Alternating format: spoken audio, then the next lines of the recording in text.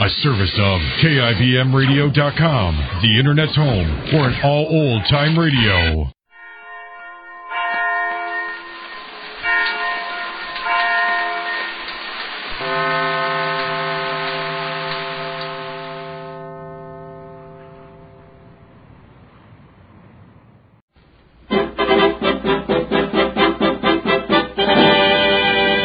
Jerry, at Fair Oaks.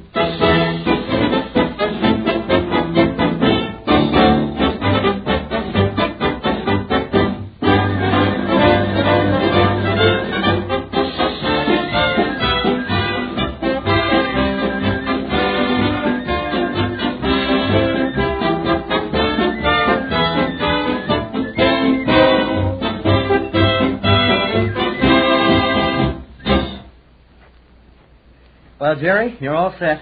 Cadet Dugan of FMA. You know, Lee, that sounds funny. Funny? I mean, me being a cadet. Cadet Dugan. Cadet Dugan. You'll have to get used to it. Hey, how does my uniform look? Oh, it sure fits you good, Jerry. Makes me feel kind of important. Now, you ought to be used to wearing a uniform after being with a circus. Oh, that uniform I wore in the circus was only a costume. I had to take it off as soon as I finished my act. But this uniform, well, it's different, that's all. Hey, how's my cap? Have I got it on right? Let's see. I put it just a little bit to the side. Like this? Uh-huh. Now, down in front more. All right. That's right. Hey, did you notice how careful the quartermaster was when he measured me for my dress uniform? I'll say he was careful. Those dress uniforms have to be just right.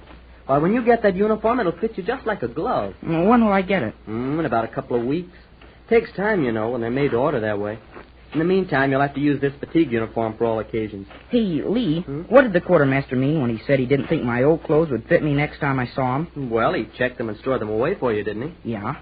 Well, those civilian clothes of yours will stay stored away until you leave Fair Oaks. Even at vacation time? Sure. You wear your uniform all the time until you graduate or leave. The reason he was kidding you about not being able to get in them again is because he figures they'll be too small for you. Why? I'm not going to grow so fast. No, but you'll gain weight. You watch. Regular hours and regular meals and drilling and setting up exercises every morning and all that, why, it'll soon build you up.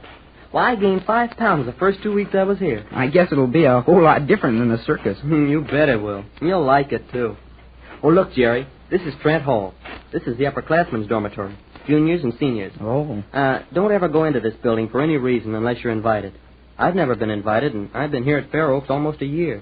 I don't even know what the inside of Trent Hall looks like. But I suppose it's just like our dorm. We're in Hayward Hall, aren't we? That's right. That's it, right straight across the quad there. The quad? Yeah, we're on the quad now. Quad means quadrangle.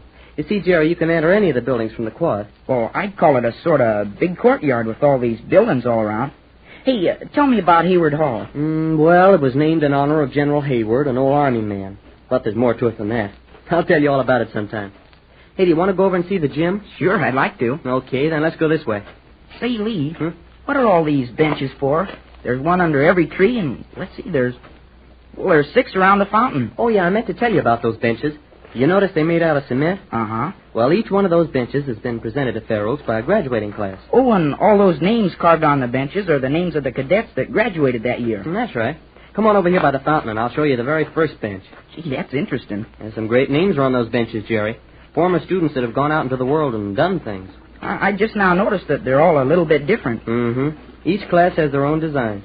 Now, look, here's the very first bench. And there are the names of the first graduating class. There wasn't many that year, was there? No, Oh, look, Jerry, there's Tubby Young. Come on, I want you to meet him. Who's he? You'll like him. He's a lot of fun. He's always kidding, never worries about a thing. Tubby is sure a good name for him. He sure is fat. Oh, wait. Look, Jerry, here comes Captain Gardner. Where? He just came out of Hayward Hall over there. Oh, yeah. Now, watch this. He spotted Tubby.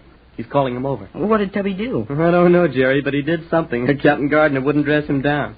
Captain Gardner's awfully nice and easy to get along with, too. He'll be your history teacher, Jerry. Say, he is giving Tubby a talking to. Most likely giving him some more demerits.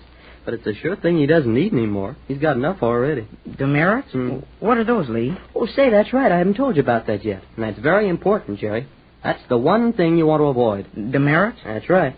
You see, Jerry, there are over 100 reasons for getting demerits, and you have to stay wide awake if you expect to get by without any. But what are they? Well, demerits are, you might call them marks against your record, Jerry.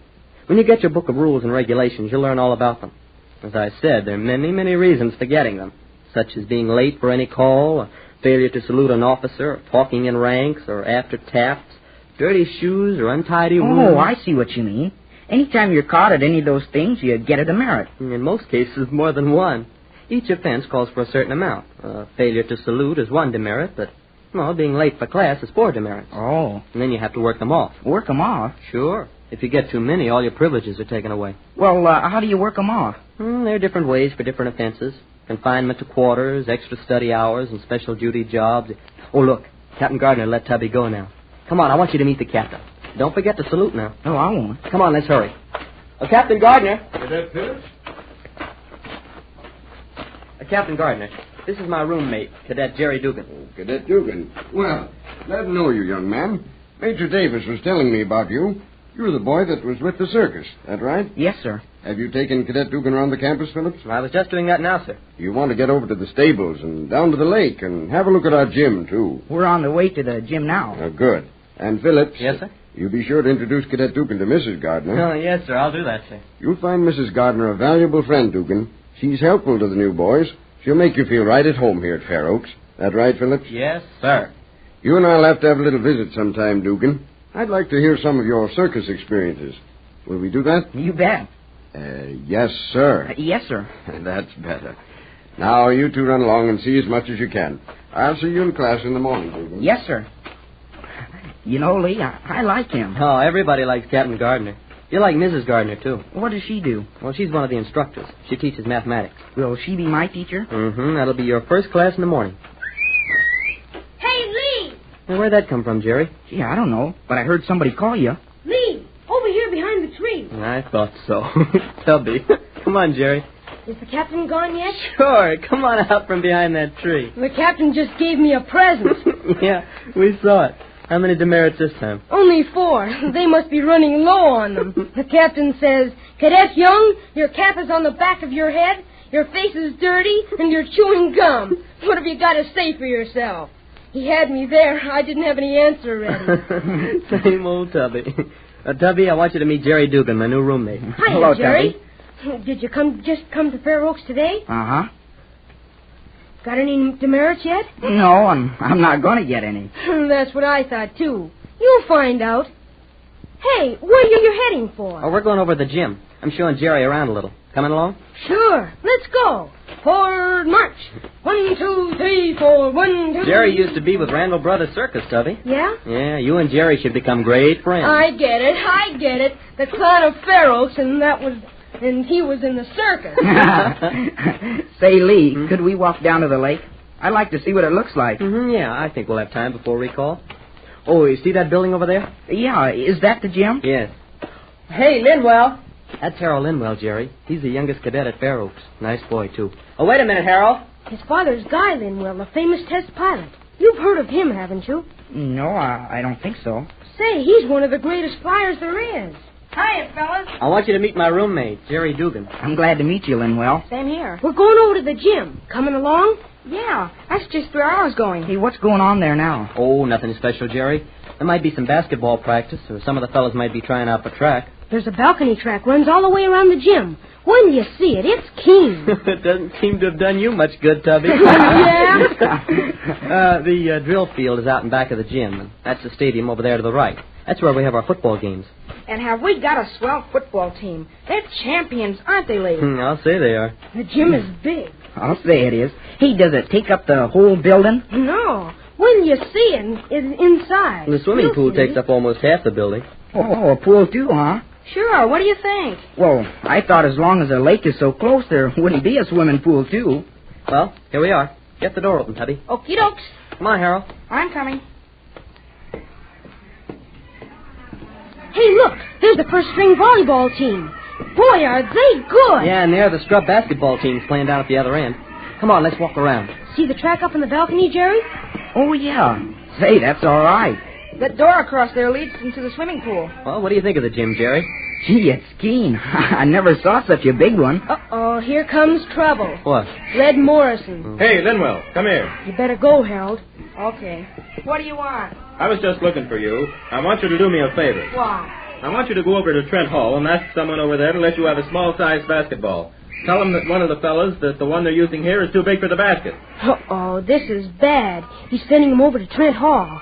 Poor Linwell is going to get in bad with the upperclassmen. And sending him for a small-sized basketball. Anybody knows there's no such a thing. Hey, who is this Red Morrison? He's plenty tough, Jerry. Now, don't say anything, Jerry. Well, like fun, I won't.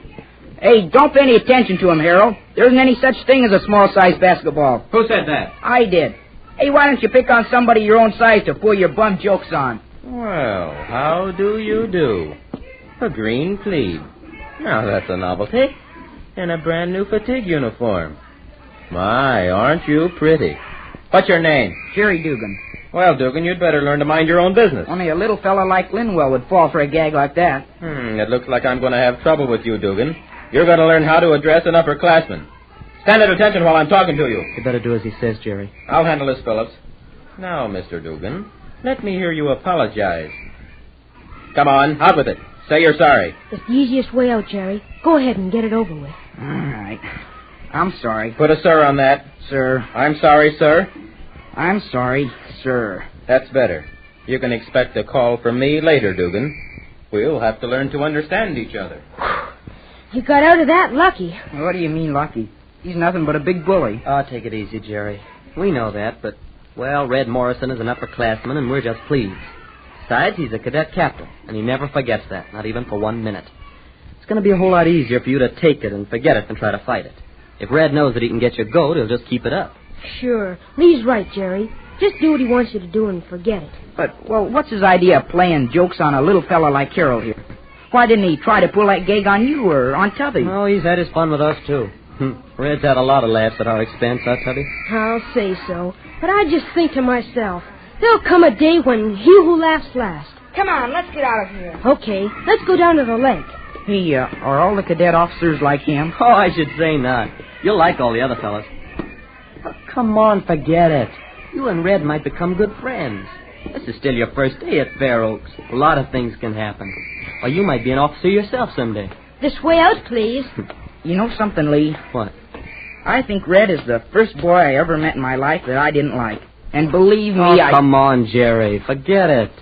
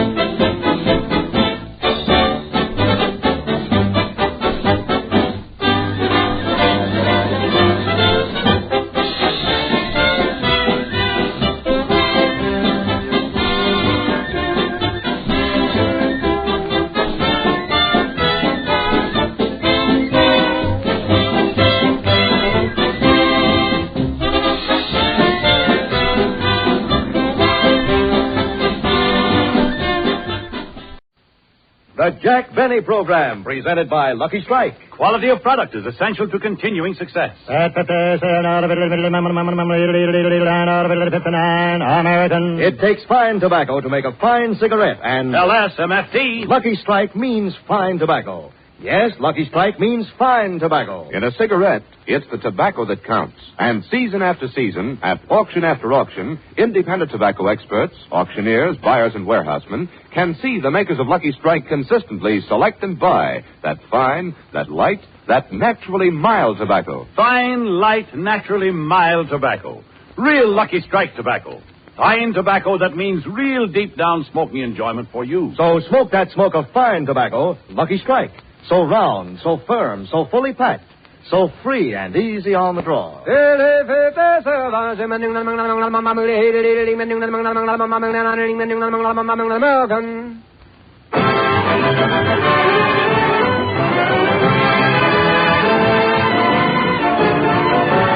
Lucky Strike program starring Jack Benny with Barry Livingston, Phil Harris, Rochester, Dennis Day, and yours truly, Don Wilson.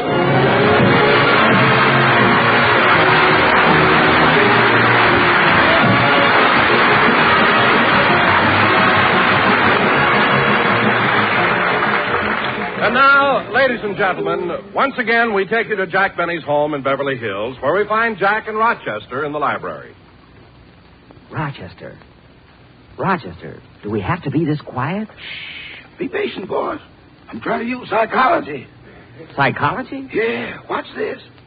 'Twas the night before Christmas, and all through the house, not a creature was stirring, not even a... We got him that time, boy.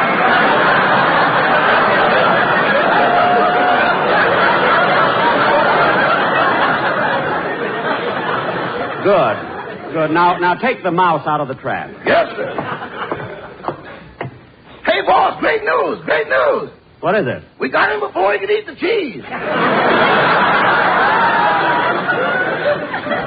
Well, it wouldn't have done him any good anyway. It's wax. Come on, Rochester. Let's finish addressing my Christmas cards. Okay. Now, let's see. We finished the ones to my relatives.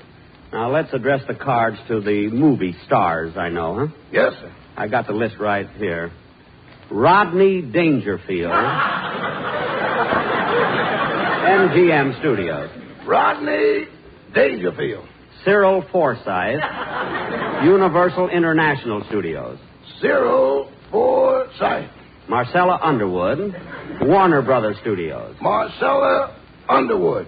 Anthony Fisk. Paramount Studios. Anthony Fisk. Yeah. Well, that takes care of the figures. Let's get to the stars. These are stars. Every one of them. Now, let's see. Oh, yes. Ilka Thistledown, MGM Studios. Ilka Thistledown. Gee, how she ever missed getting the Academy Award last year, I'll never know. She was wonderful in Andy Hardy Blows His Nose. Bertram Holmquist, 20th Century Fox Studio. Bertram Holmquist. Gary Cooper, Paramount Studio. Gary Cooper. Who's he? Big, tall fella. He's a pretty big star. Of course, he's not a Rodney Dangerfield, but he's coming along. Now, let's see. Who else? Oh, yes. Geraldine... Just a minute, boss. I think I hear another mouse. What? Quiet.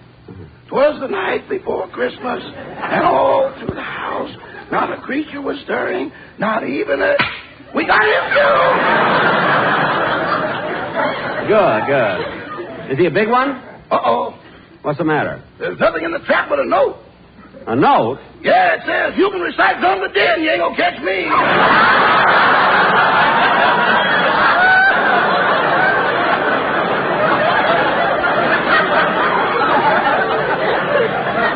Oh, stop making things up. Well, all I know is we didn't catch him. Yeah, said it again, Rochester. Say, boss, with all these mice in the house, why don't you get a cat? Mousetraps don't drink milk. That's right. Well, we're through with the Christmas cards, and I think I got the presents all set. Oh, I meant to do this before. I got to get Don Wilson's house on the phone. Da-da-bum-bum, ba-dee-da-dum. Da-da-dee-dum, da-dum, ba-bum. I got the sun in the morning and the smog at night. Bum-bum-bee-bum, ba-dee-doo-doo, a-dee-dum, boo-bum. Hello? Oh, hello, Mrs. Wilson. This is Jack Benny. I was just singing to myself. Yes. I know Don is at the studio. That's why I picked this time to call. Now, Mrs. Wilson, I'm giving Don a beautiful pair of shoelaces for Christmas. Yes, with metal tips. Oh, no. Of all the things he should have. Are you sure he already has metal tips? Oh, gosh, well, I'll just have to exchange him again. Well, anyway, Mrs. Wilson, don't tell Don what I'm giving him. What? You wouldn't dare? Thank you. The same to you. Goodbye. Wouldn't you know it, Rochester? All the trouble I went through at that department store last week. I could have taken plastic tips, but no. I had to take metal ones. By the way, boss, this is Saturday. You're not forgetting your rehearsal, are you? Oh, no. Miss Livingston's sister, Babe, is going to pick me up and drive me to the studio. Miss Livingston's sister? Yes, Mary has a cold, and Babe came out from Plainfield to spend the holidays with her. Now, Rochester, bring me that package with the shoelaces. I'm going to stop by the store and exchange them. Yes, sir. And say, boss. Yeah? If you see a mousetrap that recites the night before Christmas, buy it. I'm getting hoarse. I'll look around.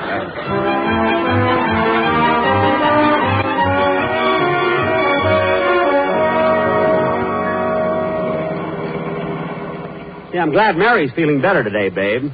Yeah, she'll be all right in a couple of days. Good. Nice delivery.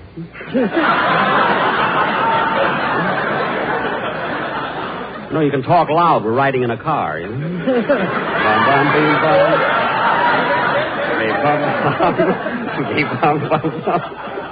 I hope Mert's listening, Dad. Gee, it's a nice... Babe. Oh, Babe, put on your brakes, quick. There's a car coming right for us. That's going the other way. It's a new Studebaker. Gee, you can't tell when those Studebakers are coming or going. I know. The other day my boyfriend was hit by one. How? Well, he was standing on the corner trying to figure out whether it was coming or going, and the darn thing went sideways. Well, what do you know? Hey, there goes another one. It's a cute car, isn't it? There's so much glass. Yeah, looks like a Silex with wheels. Yeah. Well, another star is born. I wonder... Don't be nervous, Babe. Don't be nervous. That is a nice Studebaker. I wonder what model that one is. They have 4 models. Champion, Commander, Regular, and Drip. Oh, good. Oh, yeah. You know, Babe, I was thinking, people who live in Studebakers shouldn't throw stones. Oh, Jackson, you keep this up and you'll have your own show, too. Yes, sir. No wonder my mother hates you. You should read some of the stuff your mother writes about you. Believe me. Hey, there's Dennis standing over there in the corner. Let's stop and pick him up. Oh, Dennis! Oh, hello, Mr. Benny. What are you doing standing on the corner, kid? You should be at the studio rehearsing. Well, I'm waiting for the Pico bus. But, Dennis, how can you get the Pico bus on Sunset Boulevard? My mother drives it.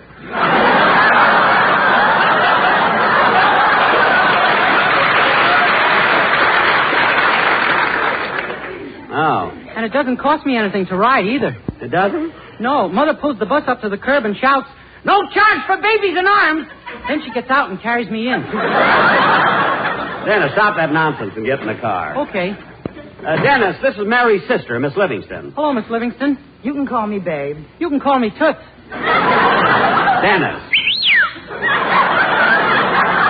Dennis, that's her name, Babe. Oh. Let's go, Babe. Come on. Say, Babe, after we stop at the studio, I want to go down to the department store and exchange the gift I bought for Don Wilson. The shoelaces? Yeah, how'd you know? Mary told me all the trouble she went through with you last week. Yeah, well, I can't help it. I got to get back and get those shoelaces with plastic tips. I want Don to be happy. Plastic tips, metal tips. With his stomach, he'll never see them anyway. Hey, that's pretty good. Pretty good. That's right. Take a bow. I'm alone in the car. Take a bow anyway. I guess you've never heard of mirrors, eh, babe? What'd you buy me for Christmas, Mr. Benny? I'm not going to tell you, Dennis, but it'll be under the tree on Christmas morning. Gee, another pine cone. Oh, no, it isn't. Say, babe. Every year I get a pine cone. Say, babe. The first year I didn't know it was a pine cone. What? I thought it was an artichoke and I ate it. Oh, Dennis, stop. Imagine eating a pine cone. Say, babe. The doctor pumped out my stomach and built a fire. A fire? Yeah, I was empty on the inside and burning on the outside. Oh, quiet! Now, babe, when we get to the studio, we'll only stay a little while so I can go to the store. Phil is probably rehearsing Dennis's number. Oh, I rehearsed my song all morning. Would you like to hear it? Well, if you got to open your mouth, I'd rather have you sing. Go ahead. But we're riding in a car. I know. Babe, put the top down. Some people may want to show their appreciation.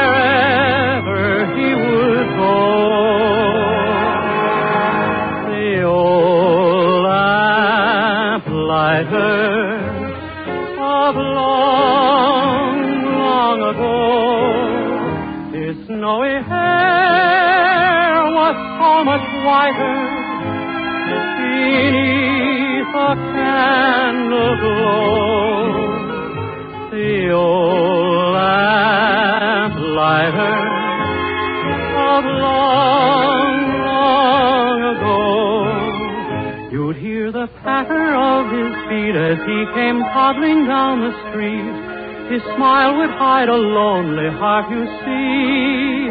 If there were sweethearts in the park, he'd pass a lamp and leave it dark, remembering the days that used to be.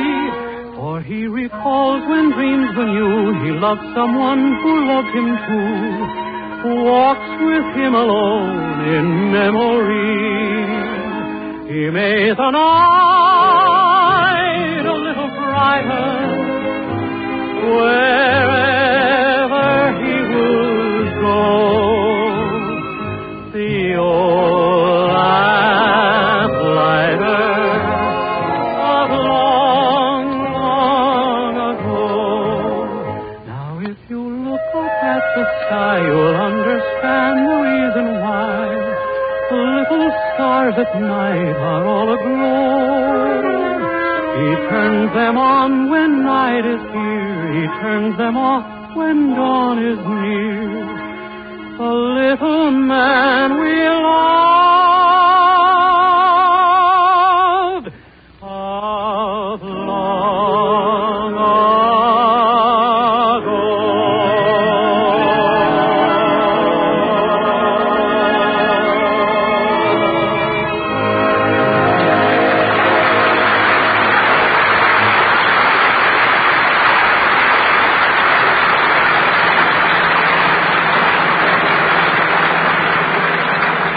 Very good, Dennis.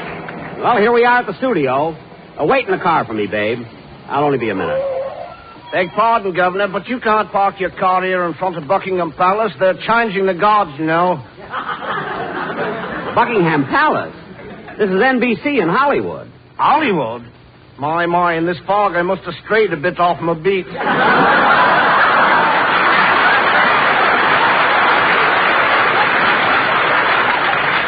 You certainly must have.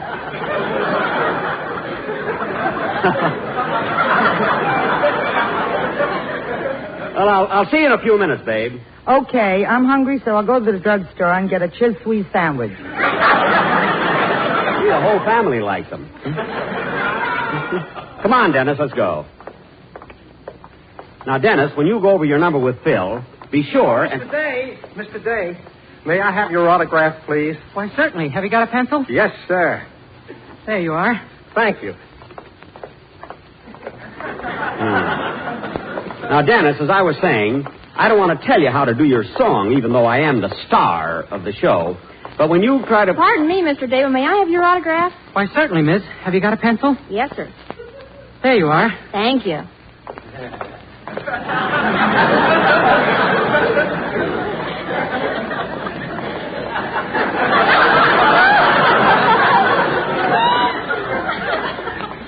Dennis. Huh? I'm afraid you'll have to give up your own show. Now, as I was saying... But, Mr. Benny, people like me. Two of them just asked... I know what they did. You've only had your show now 13 weeks. You're going around signing autographs. You don't have to be so hammy, you know. But they asked You didn't have to encourage them. You know, kid, when you've been in radio as long as I have, you take those things in your stride. You don't make such a big thing out of it. Well, Mr. Benny... Why, certainly. Have you got a pencil?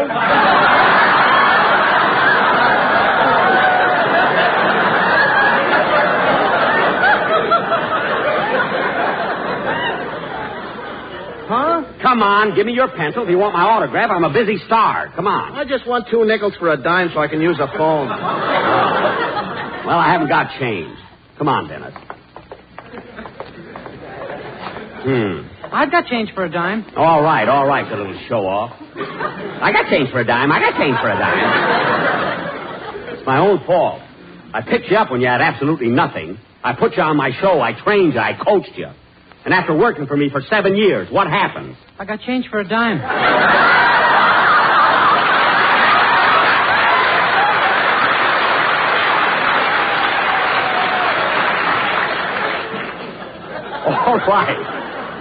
All right, I'll go to the studio to see how Phil is doing. I'll see you later, kid. Yes, sir.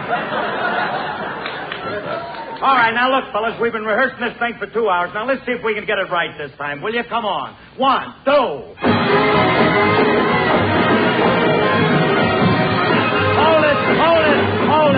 Hold it. Now hold it. No, fellas, that's not it either. I can't hear no brass. Oh, Phil. Just a minute, Buster. Now, look. We're going to try this thing once more, fellas. I want you to give it to me now. Take it from me. 1, 2.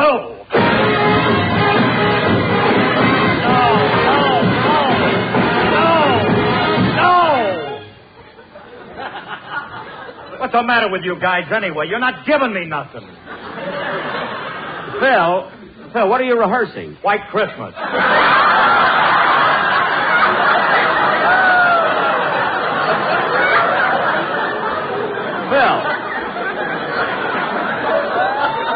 Phil, are you crazy? White Christmas is a beautiful song. It should be played softly with feeling. Can't your band play pianissimo? They're having enough trouble with White Christmas. Phil, pianissimo is not a song. It's a musical term meaning softly. Look, Jackson, why don't you just take care of the jokes and leave the music to me? I won't leave the music to you. This is my program. I want the music to be good. What are you talking about? I'm rehearsing this for my own show. Your own show? Certainly. Why else would Alice be back there playing the trombone? Oh, now cut that out. You got a lot of nerve rehearsing the music for your show on my time. 18 minutes, $6 a man. That's $108. You expect me to pay for that? Why not? You've been doing it all season. How do you like that? I got a good mind to take those boys and throw them right off the program. In fact, I think I will right after the first of the year. You're only bluffing. I am not. Then why wait till after the first of the year? Why don't you fire them right now? Because their green complexions and their bloodshot eyes make a nice color scheme for Christmas.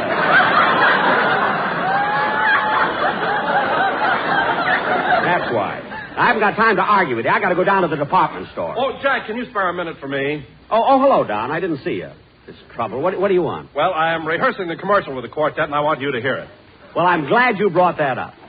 Don, last week was the first time that I thought that quartet was really all right.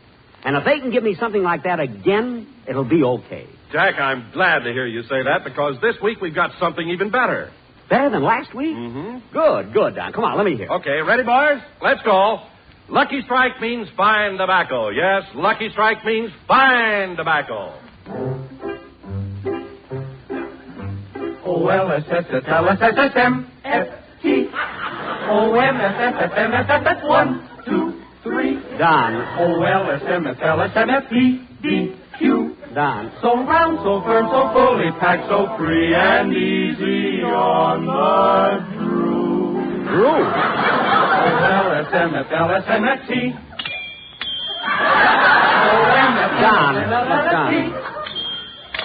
Don, wait a minute.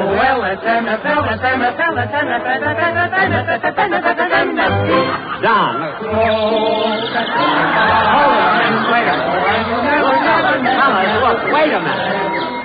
Wait a minute.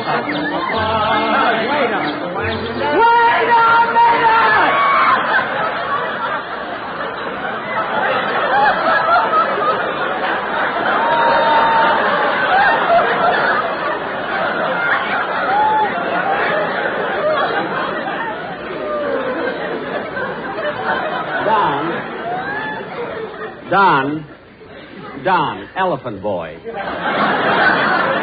Look, Don. Now, look, Don, I'm not going to raise my voice. I'm not going to get excited. I'm not going to lose my temper. I just don't want the quartet anymore. That's all. Now I'm going to the department store and finish my Yuletide shopping. Goodbye, boys. Goodbye, Don. Goodbye. The tenor tripped me. Goodbye.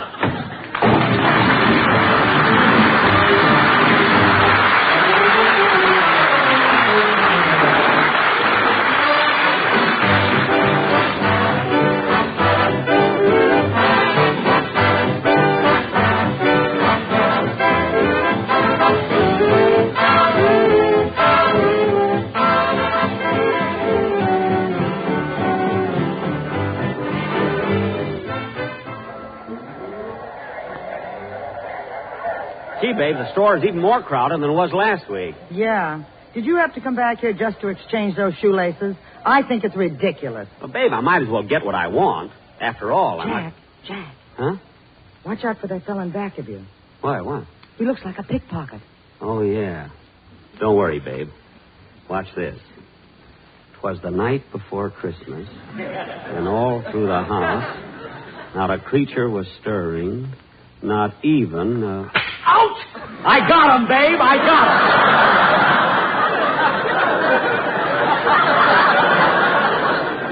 him. Hey, buddy, what were you doing with your hand in my pocket? I was just returning the junk I stole from you last week. Junk? When I turned that stuff in, I was almost thrown out of the Pickpockets Guild. I ought to have you thrown in jail. Come on, Mary. Come on, babe. Let's exchange these shoelaces and get out of here. Okay. Well, Babe Livingston of all people.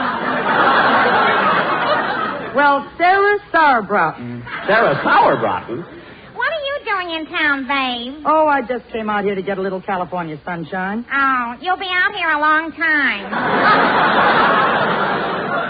You know, Babe, I always thought you'd marry Steve Ferguson, the fellow who works at the gas station. Oh, we broke up, Sarah. I haven't seen Steve in years. Well, you should have hung on to him. He's got his own gas station now with 3 grease pins. He had those grease pits when I went with him. That's why we broke up. Oh, really? Yes. Every time I sat on his lap, I slipped through. Come on, babe. Let's go. Say, who's this gentleman with the mousetrap? Anything serious? Babe, come on, will you? I got a lot of shopping to do. Well, so long, Babe. I've got to get back to the music counter. I demonstrate songs here. Okay. Goodbye, Sarah. Goodbye. I'll tell Steve I've seen you. Let's go, babe. I want to... No, come on, babe. I want to change these shoelaces. Well, if it isn't Jack Benny or Mr. Benny, hello!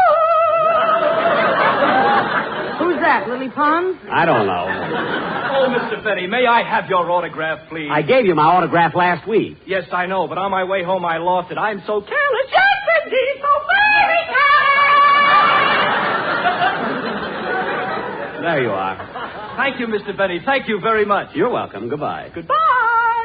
What a character. Oh, babe, there's the notions department right beside the music counter there. Come on. Oh, look, babe, your girlfriend is going to sing. Give me 5 minutes more, only 5 minutes more. Let me stay in your arms. It's so thrilling, and I'm so weak and willing. Here am I. Only 5 minutes more. Only 5 minutes more of your charm.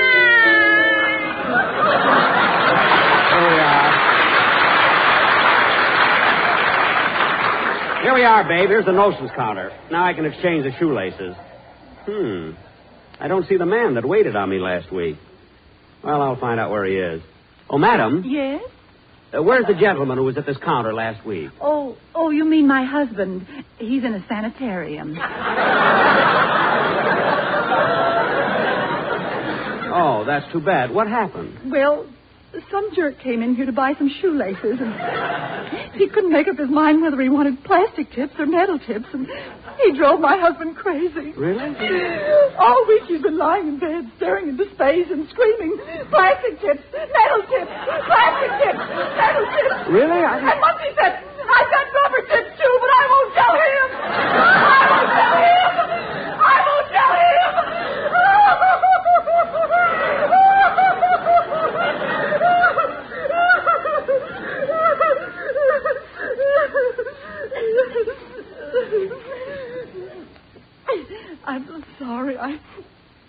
hope you'll forgive me. That's all right. Now, what can I do for you?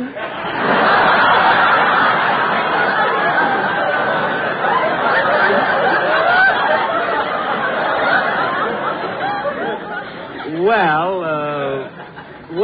Tell her, you coward. Babe, never mind, madam. I'll come in again some other time. Come on, babe. Aren't you going to exchange the laces? No, Don will have to take the metal tips and like it. He's not going to drive people crazy with those lousy shoelaces. Come on, let's go home.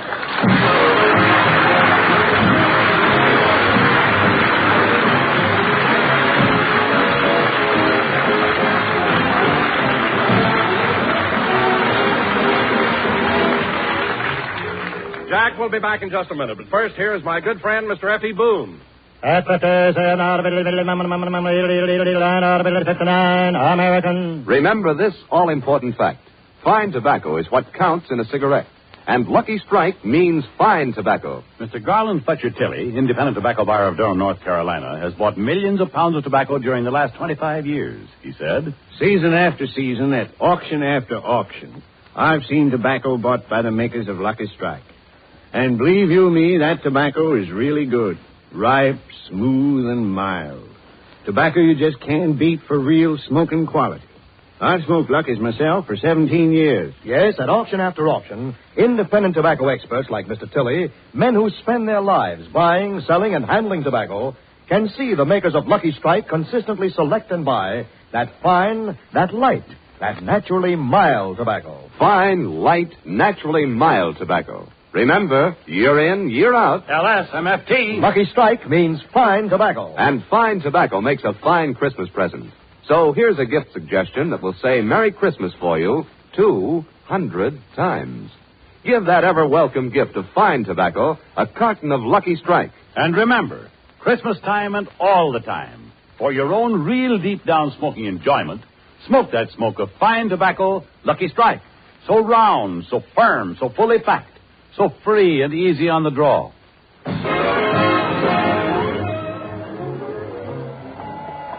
You know, babe, it was nice of you to come in and pinch hit for Mary when she got sick the last second. You were good, too.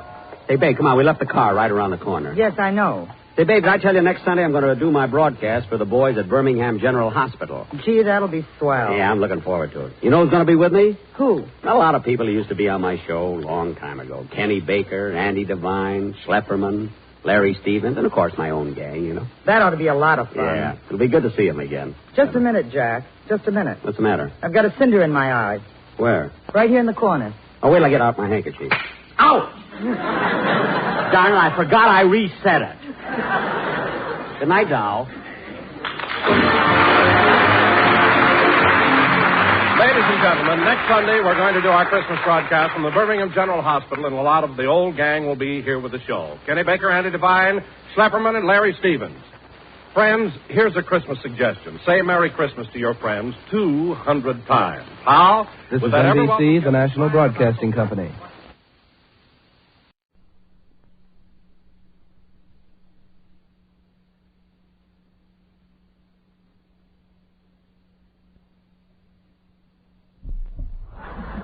Good health to all from Rexall. It's the Phil Harris Alice Faye Show, presented by the makers of Rexall drug products and 10,000 independent Rexall family druggists. This is your Rexall family druggist here to say good evening and welcome from all 10,000 of us. 10,000 independent druggists who have made the word Rexall part of our own store names. You all know us by the orange and blue Rexall sign on our windows, but our best identification is that we carry the 2,000 or more drug products made by the Rexall Drug Company. Like Bismarex, for example. This soothing antacid is one of Rexall's most famous products, and for good reason. In Bismarex, scientifically balanced ingredients work in a continuous relay to bring you prompt and prolonged relief from acid indigestion. It's year in and year out quality like this that we family druggists are talking about when we tell you can depend on any drug product that bears the name Rexall. Good health to all from Rexall. And now your Rexall Family Druggist brings you the Phil Harris Alice Faye Show. Written by Ray Singer and Dick Chevrolet, with Elliot Lewis, Walter Tetley, Robert North, Janine Roos, Ann Whitfield, Walter Sharp and his music, yours truly, Bill Foreman, and starring Alice Faye and Phil Harris.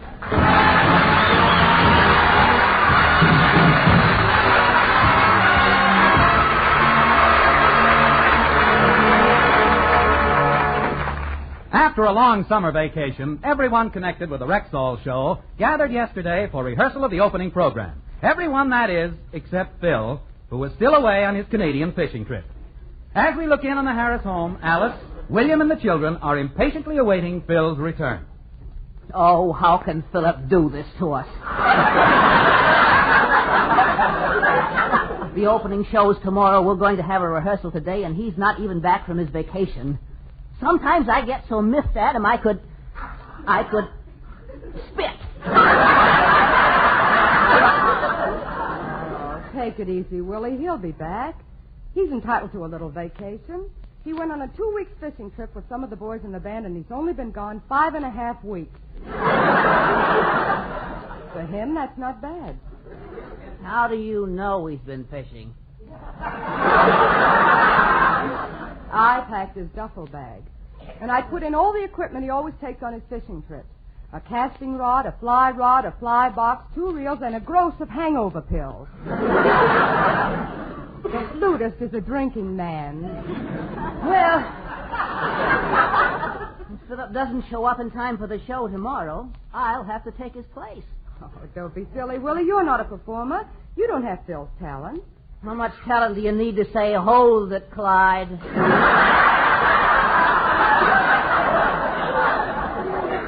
Besides, you couldn't fool anybody. You don't look anything like Phil. Thank you, sis. Now, it'd be easy to look like him. All I'd have to do is wave my hair and put a few drops of mercurochrome in my eyes.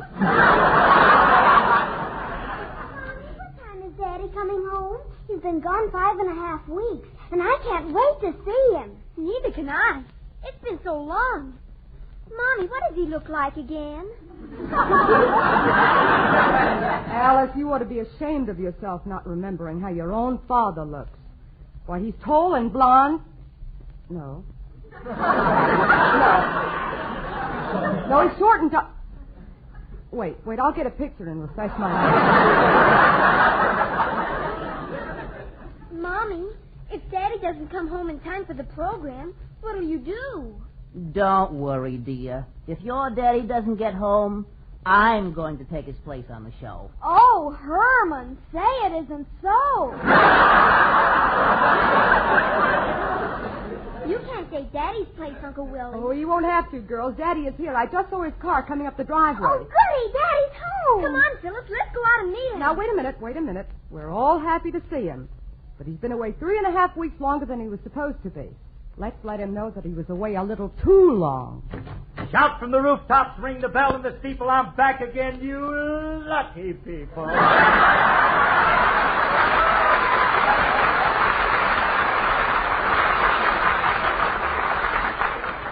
Alice, darling, I'm back. It's me.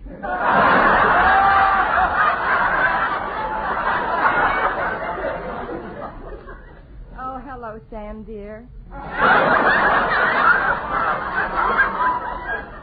Did you bring the laundry? Sam, laundry. Honey, it's me, Phil. Phil who? Oh, this poor girl, she's missed me so it's affected her mind. You remember your daddy, don't you, kids? Sure, but you can't be our daddy. Why not? Our daddy had brown hair. Your hair is plaid. I'm wearing a tam o' shanter. What's going on in here? We were only teasing you, Phil. We were trying to teach you a lesson for staying away so long. What do you mean long? I told you I'd be gone a fortnight. You stayed away 5.5 weeks. I know. I missed you so much I couldn't stay away the whole fortnight. Catch a lot of fish, honey? I sure did. Hump. I bet you didn't even throw a line in. Well, if it ain't Neptune's daughter. That trip was just an excuse to have a wild time. You never went fishing. Now, just a minute. I went to Canada to fish, and fish I did, by George. I can prove it. Get a load of this. Oh, Phil, what on earth have you got there? Suitcase full of fresh salmon? Oh, no, Phil, close that suitcase. Girls, take this fish out in the yard and bury it. Okay, Mom. Hey, wait a minute. Don't bury my alibi. All right, I believe you were fishing. Willie, help the girls bury it, will you? Honey, if you had to bring the fish back, why didn't you put it on ice? Because me and the boys used the ice for a more important thing.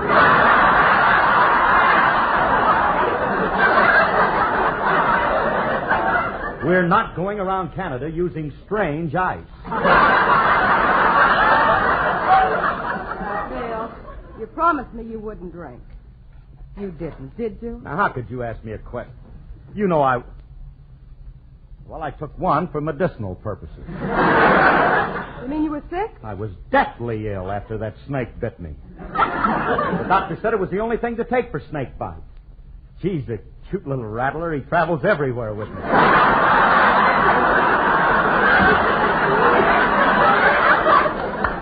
You mean you carried a live snake with you? Yes, sir, and I have him bite me every day at martini time.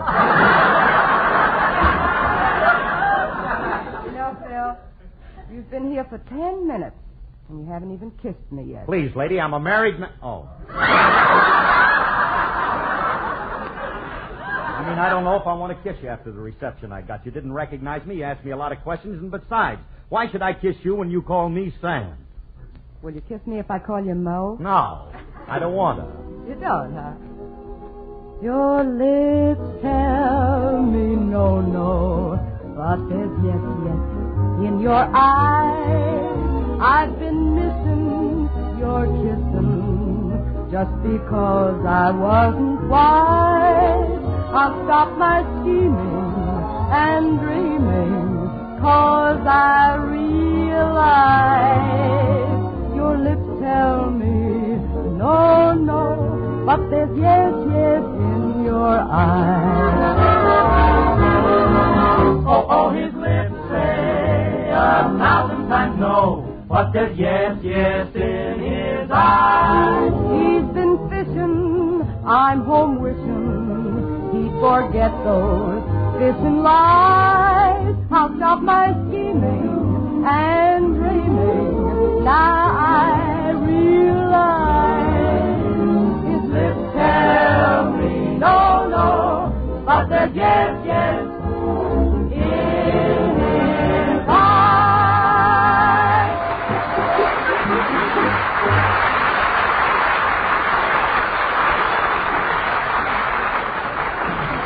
Hey, that was wonderful, honey, and you deserve a reward. Come here, you pretty thing. Hey, is anybody home? Alice, for shame. Your husband's away for a few weeks, and I find you in the arms of a man. Don't be silly, Frankie. This isn't a man. It's Phil. Certainly, Frankie, it's me, your pal Curly. Oh, you'll never know how I missed you. Gee, it's good to see you again, chum. Please, stop pawing me. What kind of a greeting is that? I'm your best friend, and I've been away for 5.5 weeks. Aren't you even going to ask me what kind of a time I had? What kind of a time did you have? I had a wonderful time. Who cares? You didn't take me. Being petty. I'm your closest buddy, and I've been away on a long trip. Don't you have anything nice to say to me? Don't you have any feelings? Of course I have. I got something nice to say, but I don't like to get sentimental and emotional.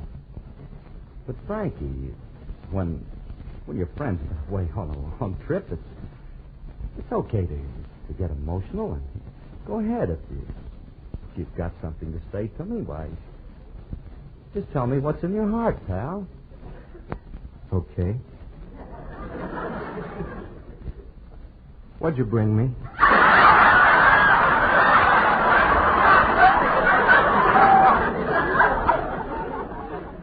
Do you always get this emotional? Oh, yeah, I can't help myself. I've got a soft spot. Well, just wear a hat and nobody will notice. right, Phil. You're supposed to bring back presents when you go on a trip. Well, I did, baby. I brought back a beautiful pink cashmere suit tailored by Skirper Prelli. Oh, Phil, that's so thoughtful. I'll bet it's beautiful. Sure is. Wait till you see it on me. Hey, Remley, wait till I tell you about my vacation. Just picture this. Hey, look, Lefty. What? Just 5 red-blooded American musicians on the loose. On the loose, can you hear me? Just roughing it. Where did you fish? Well, we left Los Angeles, and the first stop we made was the Sir Francis Drake Hotel in San Francisco. A great fishing spot.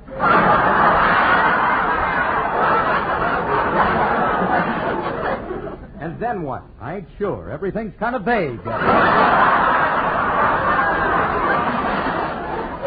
San Francisco, you went to Portland, Seattle, Victoria, Campbell River, Qualicum Beach, Vancouver, Kamloops, and Winchester Bay. Do tell. How do you know? The Pinkertons are a very reliable detective agency. How? You put a bloodhound on me? No, of course I didn't. Don't you remember you sent me a card from every place you stopped? Oh, as I was saying, Frankie, look, we had a sensational time. At Winchester Bay, there's a swell guy there named Victor Peake. Took us out on his big fishing boat, no charge. Phil, you better tell him later. We'd better discuss our opening show of the season. You know, our sponsor, Mr. Scott, called several times. We got time for that, honey. Right now, I'm still in a vacation mood. I want to tell the guy I'll get it. Well, if it isn't Mr. Scott, glad to see you, Scotty. So you finally got back, Harris. Yeah. Come on in, Mr. Scott. Make yourself at home. Pull up an independent druggist and sit right down. Hey, Alice. Hey, look who's here. Oh, hello, Mr. Scott. Gee, it's good to see you. It's good to see you, Mrs. Harris. Hiya, Scotty. Oh, no. Not so early in the morning. My, you look wonderful, Mr. Scott, and we want you to know we missed having you around. Certainly did. Life has been very dull for us without your lovable smile, your sweet, cheery voice, your big, fat checks, and all. Talking about checks, Scotty, reminds me. I'm not the mercenary type, but I didn't get paid all summer. You didn't work all summer. That's a pretty cheap attitude to take.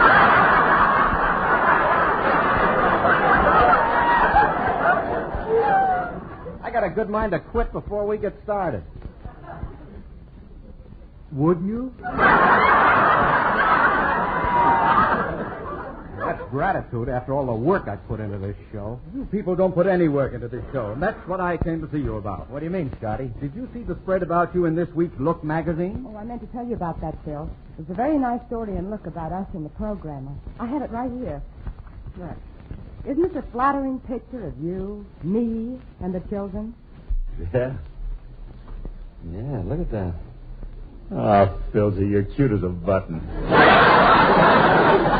Stand head on, they can't see that double chin. You come on like Thor, kid.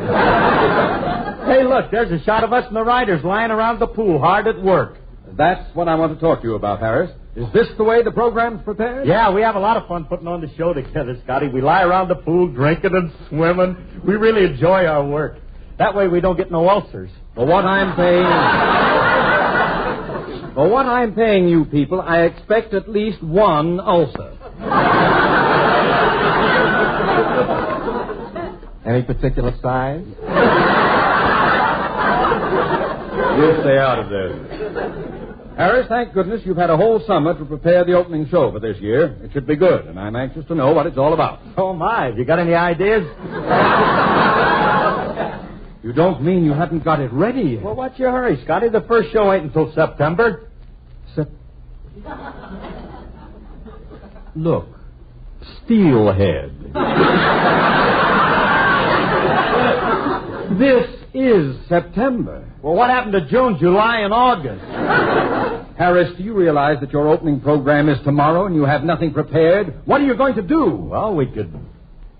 Well, how about... Hey, wait a minute, I got it. I'll sing for the whole half hour.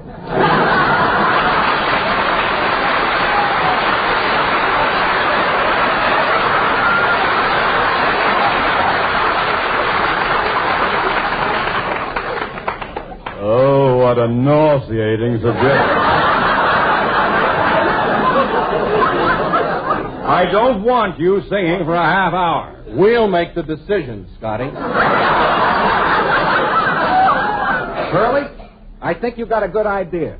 If you sing for the whole half hour of the first show, it'll give us something to do for the second show. What do we do for the second show? Apologize for the first show. Now, wait a minute. I can entertain the public for a half hour with my singing, and I'll prove it. I'll start off with Silas Lee. It goes like this. I don't want to hear you sing. I want a comedy program. I'm paying Friendly, for... hold him and make him listen. Okay, but who's going to hold me? Get a lot. Now, Silas Lee from Tennessee got a call from an agency to furnish music for a swell affair. He played a while, then came a lull, and Silas found the party dull. He then got up and loudly did declare, look here, you folks ain't having fun. I'd like to show you how it's done way back in them there hills of Tennessee. We'll do a square dance, one and all. You folks get set to hit the ball, and I'll give out with mountain melody.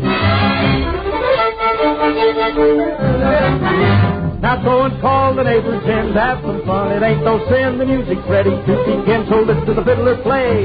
Take that carpet off the floor, leave your shoes outside the door. Come on, do that dancing show. Everybody dance. The guests were taken by surprise as Silas opened up their eyes with music they had never heard before.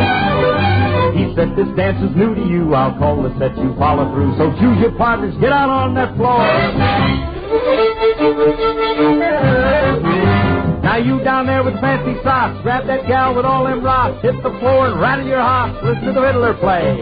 Round and round, let her go, sashay left and do-si-do, circle back and hold that rope, everybody dance. Then Mrs. Stuyvesant McGee latched on to Senator McCree and started pitching, winging round and round. The Count and Countess Steele of all were promenading across the hall, and soon society was going down.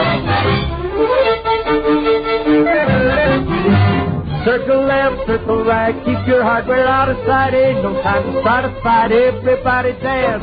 Silas really set a pace, and now in every swanky place, no more the modern dances will you hear.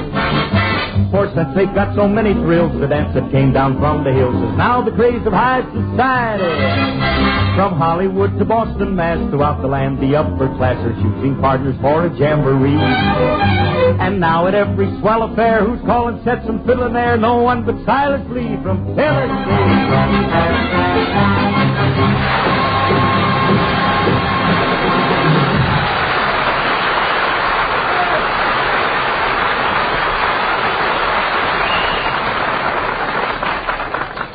There you are, Chief.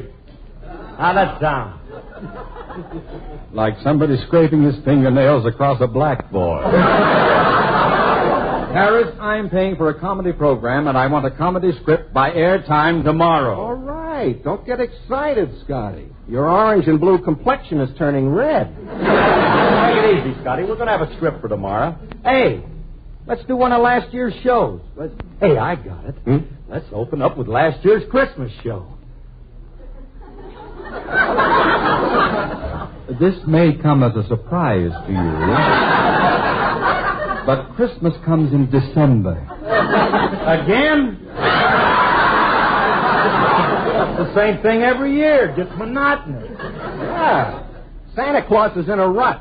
Harris, I don't want any of those last year's scripts. According to your contract, you're to supply a fresh comedy show every week. If you don't have a new one ready for the show tomorrow, your contract will be canceled. Goodbye. Oh, yeah? He keeps talking like that to me, I'll fix him. I'll have Alice buy the Rexall company.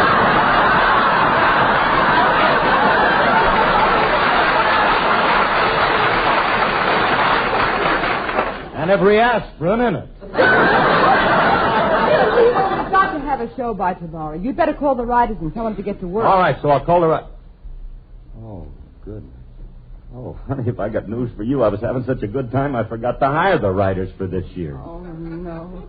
Now they're probably working for somebody else. How are we going to get a script? Relax, Alice. There's nothing to worry about. I'll write it. You? Sure. I can write jokes just as well as I can play the guitar.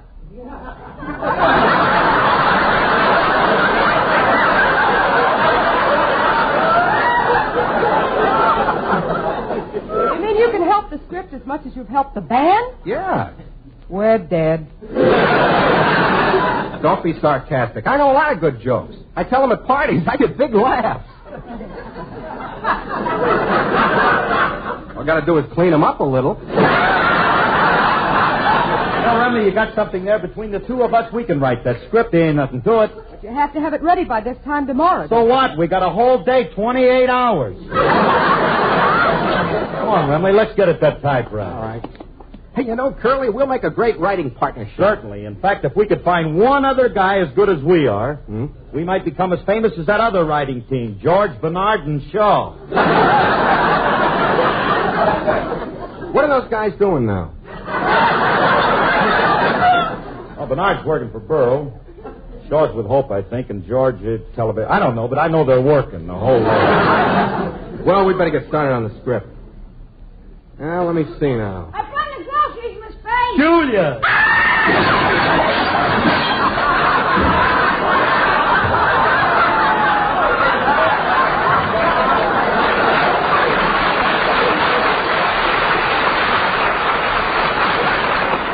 Julia should drop the groceries. Well, somebody should have warned me you was back.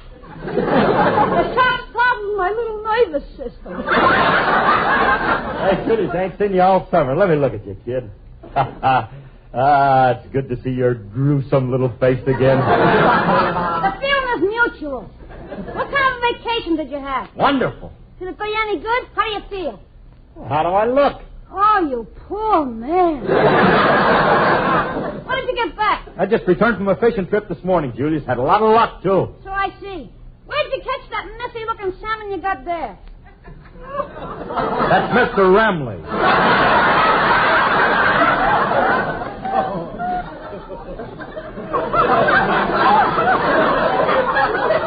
You don't have to identify me. Are you glad to see me, kid? No, just surprised. When you went to Canada, I didn't think they'd let you back in this country. Why not? It's against the law to smuggle dope across the border.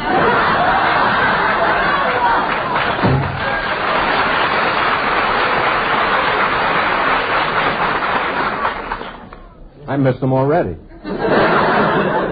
Forget about him, will you? And let's get busy now. Get that typewriter so we can get started with the script. Okay. I got the opening line. Now, listen to this. The announcer says, as we look in on the Harris family... Gee, that's a stroke of genius. You know, Remley, with our combined brains, this ain't going to take us long at all. Yeah. It's a great start. Now, let me see now. As we look in on the Harris family...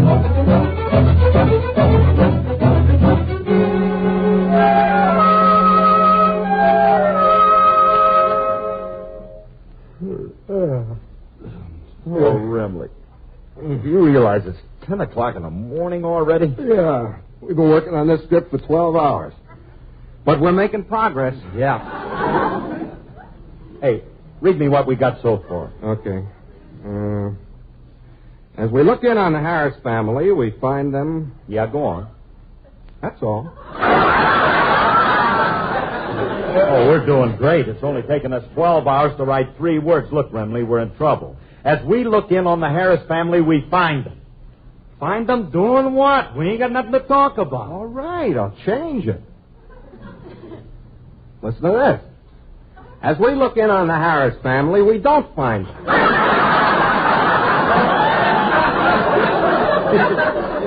Figure? If you're not there, you don't have to say anything. Look, Remley, will you face it? We can't write this. We got to have a script in a few hours for the show. Now, where are we going to get a script? Wait a minute. Why didn't I think of this before? I know where we can get all kinds of scripts. Curly, you have the cast at the studio in time for the show, and I guarantee I'll be there with a great script. I'll see you at NBC, Curly. Okay, Frank. Good old dependable Frankie. He's always getting me out of trouble. I don't know what I'd do without that clever...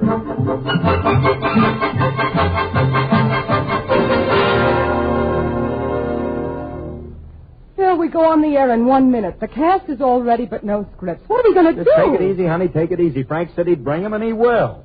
Only I wish he'd hurry. Harris, do you realize the show will be on the air in a few seconds? Where are the scripts? I said Frankie's bringing them. There's nothing to get excited about, Scotty. I told you I'd do it. Here are the scripts. Well, thank goodness.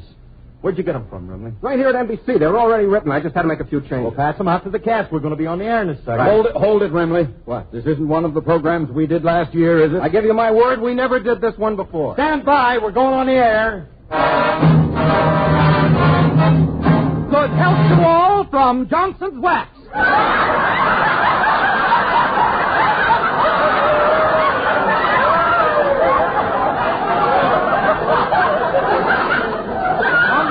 What?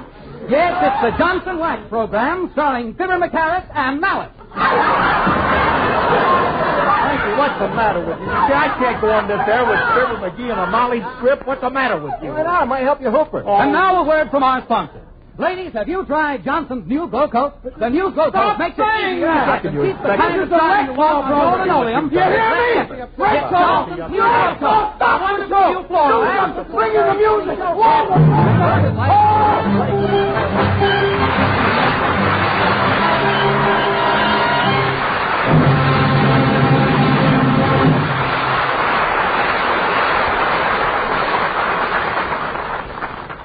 Alice and Phil will be back in just a moment. But right now, our Rexall family druggist talks with a customer who might as well be speaking for all of us.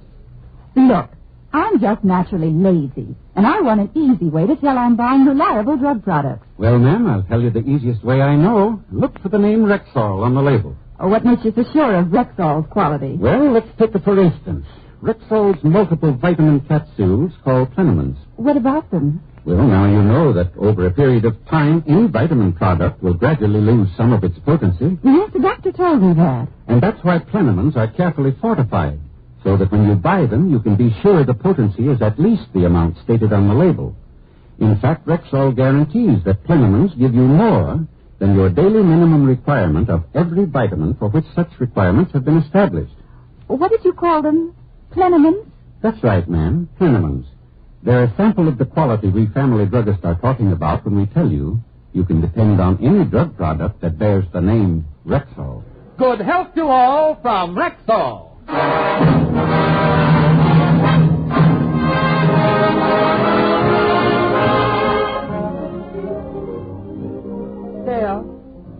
Phil, now that we're alone, tell me about that suitcase full of salmon.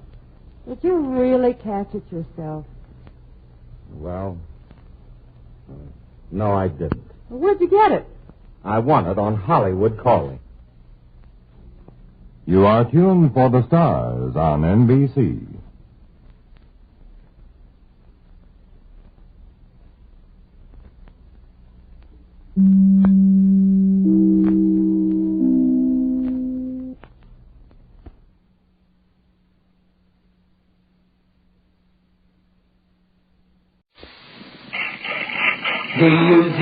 D-U-Z.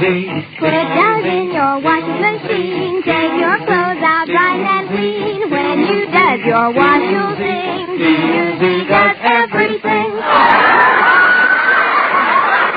brother, we've been waiting for you. It's time to play Truth or Consequences.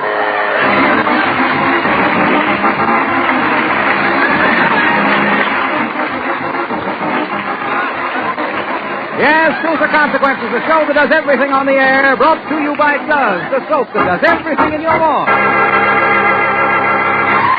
And here's the man who has the whole nation playing guessing games, your Saturday night cut-up, Ralph Truth or Consequences Edwards. Thank you very much. Harlow Wilcox.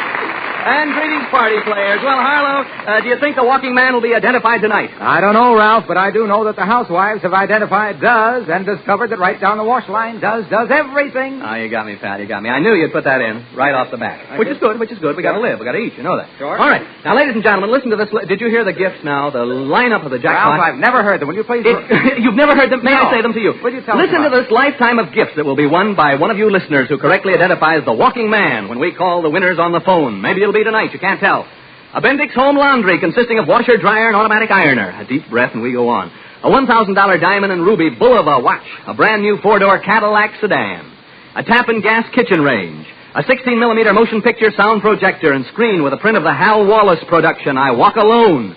If this goes on long enough, that picture isn't going to be on. You know that, but it's still on. It's a good picture. Plus delivery of the Motion Picture of the Month for one whole year. A 2 weeks vacation for two from any place in the United States to Union Pacific, Sun Valley, Idaho. All expenses paid. A $1,000 J.R. Wood & Sons art-carved diamond ring. An Electrolux vacuum cleaner with all attachments. A 1948 RCA Victor console FM and AM radio phonograph combination and television set, all in one cabinet. A Serval silent gas refrigerator. Artcraft all-metal Venetian blinds throughout your entire home. Sherwin-Williams Cover-the-Earth trademark paints will paint your house inside and out. A complete wardrobe of women's clothes for every season of the year, designed by Faye Foster, consisting of street dresses, beachwear, and play clothes. The new 50 Homer Farm freezer filled with bird's eye frozen foods. A Luscombe Silvair all-metal airplane made in Dallas, Texas. Your kitchen and bathroom completely installed with real ceramic tile by the Pomona Tile Manufacturing Company. Your dining room and 2 bedrooms filled with Idaho pine furniture. A $2,400 deluxe 3-room Normal trailer coach completely equipped with modern kitchen and sleeping quarters for 4, coming into home stretch now. A Remington Rand noiseless Model 7 typewriter. A 14-foot Alumacraft. Both complete with Champion outboard motor. A $1,000 full-length new-look Persian lamb coat designed by the well-known furrier Max Foyer of Chicago. A 2-year supply of Pepero sheets and pillowcases for every bed in your house. Your choice of $500 worth of Westinghouse electric home appliances. A Story and Clark piano, known for tone and cabinet styling. Universal electric blankets for every bed in your house. 3 Coronada air-cooled summer suits apiece for every man in your immediate family. And from Roger & Company, San Francisco, a desk, console, Sew-Gem electric sewing machine. So stand by for the phone calls on the Walking Man contest tonight. But first, here's a question for the studio audience. Here's a question for every party player in our studio audience. The first one to hold up his or her hand with the correct answer wins a $100 bill. Attention now, the question for a $100 bill. What was the initial of Mrs. George Washington's first name? That's it. The first set's a lot of them down there. Good. Oh, we got a lot of them. Hold on. Johnny Pollock, turn on the microphone, and we'll walk right on down. A whole bunch of them here. This lady right in here was First Lady. Let's get her. Hello. What was the initial of Mrs. George Washington's first name? What's that? M. M. Yes, for Martha. Good. What is your name, please? Warren Stevens. And where are you from? Glendale. Oh, correct. Well, you win the $100 bill, and here it is. A bill for $100 from my dentist. There you are. A bill for $100 from my dentist. Thank goodness I got rid of that. Thank you very much. Oh, aren't you lucky to have that? All right. I get rid of more bills that way, but... Look, there's a real $10 bill for her anyway, in case the $100 bill payment worries you. Well, oh, wasn't that awful? Devil you. Oh, hello. You're looking great tonight, boy. Tan, healthy? Well, thanks, Ralph. I suppose you're outdoors a lot these sunny spring days, huh? Ah, yes. Working in the garden? Garden? Yeah. No. I'm out admiring the Does wash lines all over town. Does wash lines? Look, chum, if you don't think a Does wash is a thing of beauty. Oh, I do. Don't misunderstand me. Ah, what a sight. A whole line full of clothes. Everything washed by Does. Towels and linens hanging in the sun so dazzling white you need dark glasses to look at them. Naturally. Does them the whitest white any soap will. Work clothes swinging fresh and clean as the spring air itself. Just a short washer run does it, too. Keep going down the wash line, boy. Ah, then comes the real wonder of a Does wash. There on that same line, a riot of lovely colors. Prints, plaids, stripes. Does is safer for every pretty color you wash. Safer than any other leading package soap sold for wash day. No wonder you see more Does washes every day. Start doesing your wash now, folks. From the roughest and toughest to the whitest and brightest. Does everything. Now, it's some line, Harlow. Wash line, that is. Okie-dokie, boys. I know you're just thrilled with your $100 bill there. Take it home and really have fun with it. Hello. Hello. What's your name? Corporal Hiram Shute. I beg your pardon? Corporal Hiram Shute. Your last name? Shute, S-H-U-T-E. Nice to see you, Corporal Hiram Shute. Where are you from? New Boston, Texas. Where is New Boston, Texas? Well, it's right close to Texarkana. Texarkana's on the line of Arkansas and Texas. Yeah, you almost got out, didn't you? You know. You were very close to being over on the other side. Oh, very close. What would have happened then? I don't know. You'd have been in Arkansas. That's the whole thing, which is good, too, of course. What'd you do before you went in the Army, Corporal Shute? I was just a schoolboy. Where? Well, I went to Dirk's, Arkansas, high school. Yeah, man. Finished it. Okay, and now you're out here in Los Angeles. Well, Pasadena, Cornington Hospital. Oh, good. All right, now here's a question. This will have a consequence, okay? Isn't he a fine, robust guy?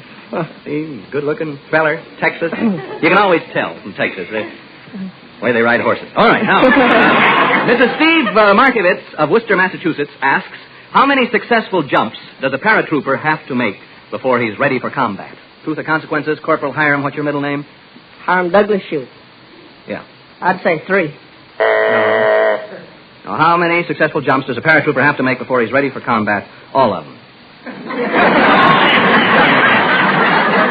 You see, if he doesn't, there's a technicality there. Well, you haven't told the truth. Hiram, you were named after... Hiram Walker, I guess. Your father's name Hiram? No. I stuck that one out on a springboard like it was really set up. Honest, Mother, I didn't. Honest, Mother. All right. Corporal Shute, S-H-U-T-E, and don't let that put anything in your mind, audience, toward me. For your consequence tonight, we want you to give a lecture on battle tactics to a civilian. Okay?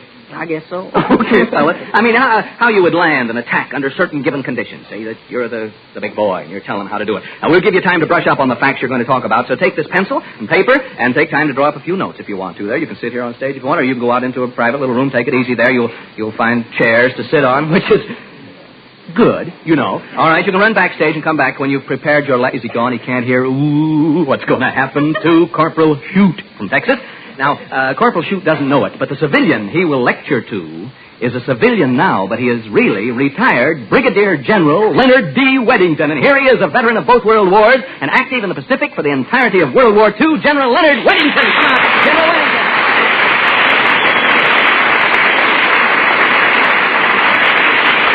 Well, good evening, General. Welcome to Truth or Consequences, sir. Good evening, Ralph. This is one battle I never expected to fight. I'll bet you didn't. Well, nothing much happens here, General, except perhaps you might be hit by a ricocheting pie or something like that, but don't worry. General Weddington, how long has it been since you've been wearing civilian clothes? Well, I was officially retired on June the 30th, 1946. I see. Well, what do you consider one of the most exciting or interesting moments of the war for you, General Weddington? Well, the most exciting thing is after a Jap bomb raid, I found 9 holes in my pants one time. Oh, is that? Were you in them at the time? Or... No, they were hanging on the tent pole. What kind I got them fixed up, though. They were shorts. They were shorts? I thought they were pants. Well, the Australian shorts. Oh, I see. I thought you meant... No. They were sort of male pedal pushers. No.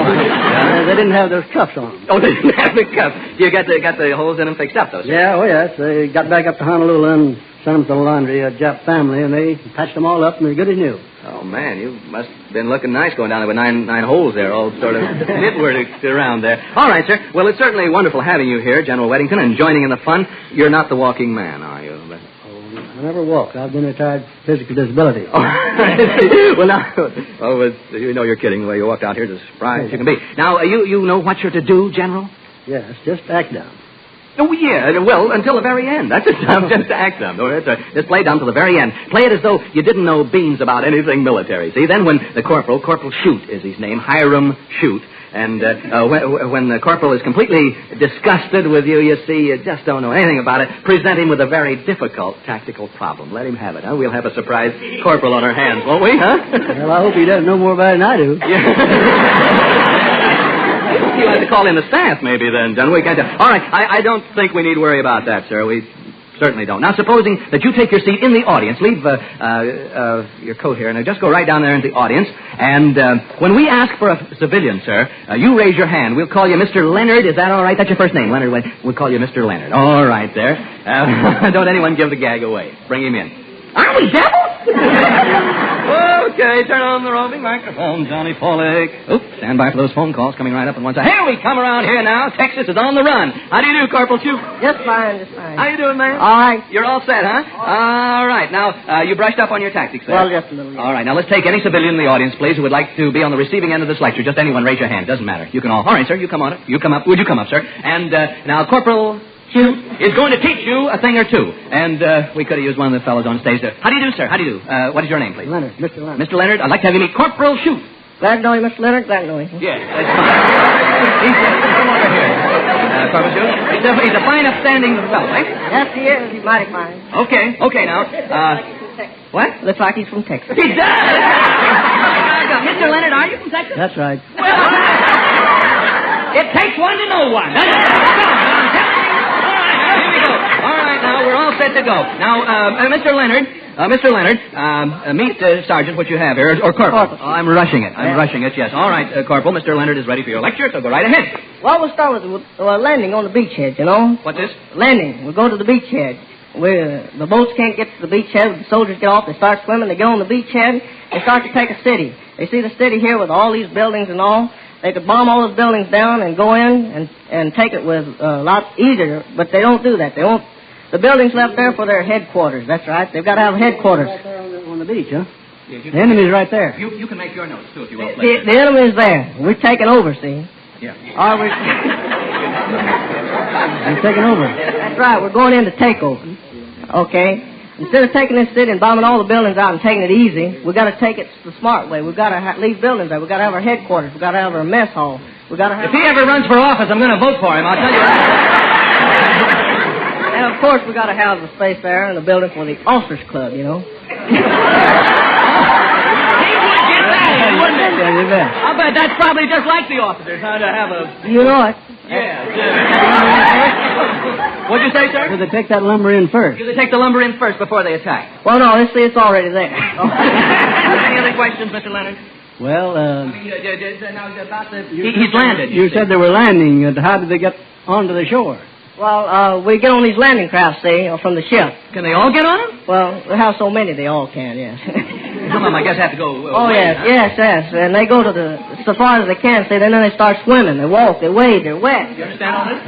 When do they change their clothes? They have to get wet. Yeah. We don't worry about... That's those silly questions. You're worried about your life, not your clothes. This guy really is a civilian, away.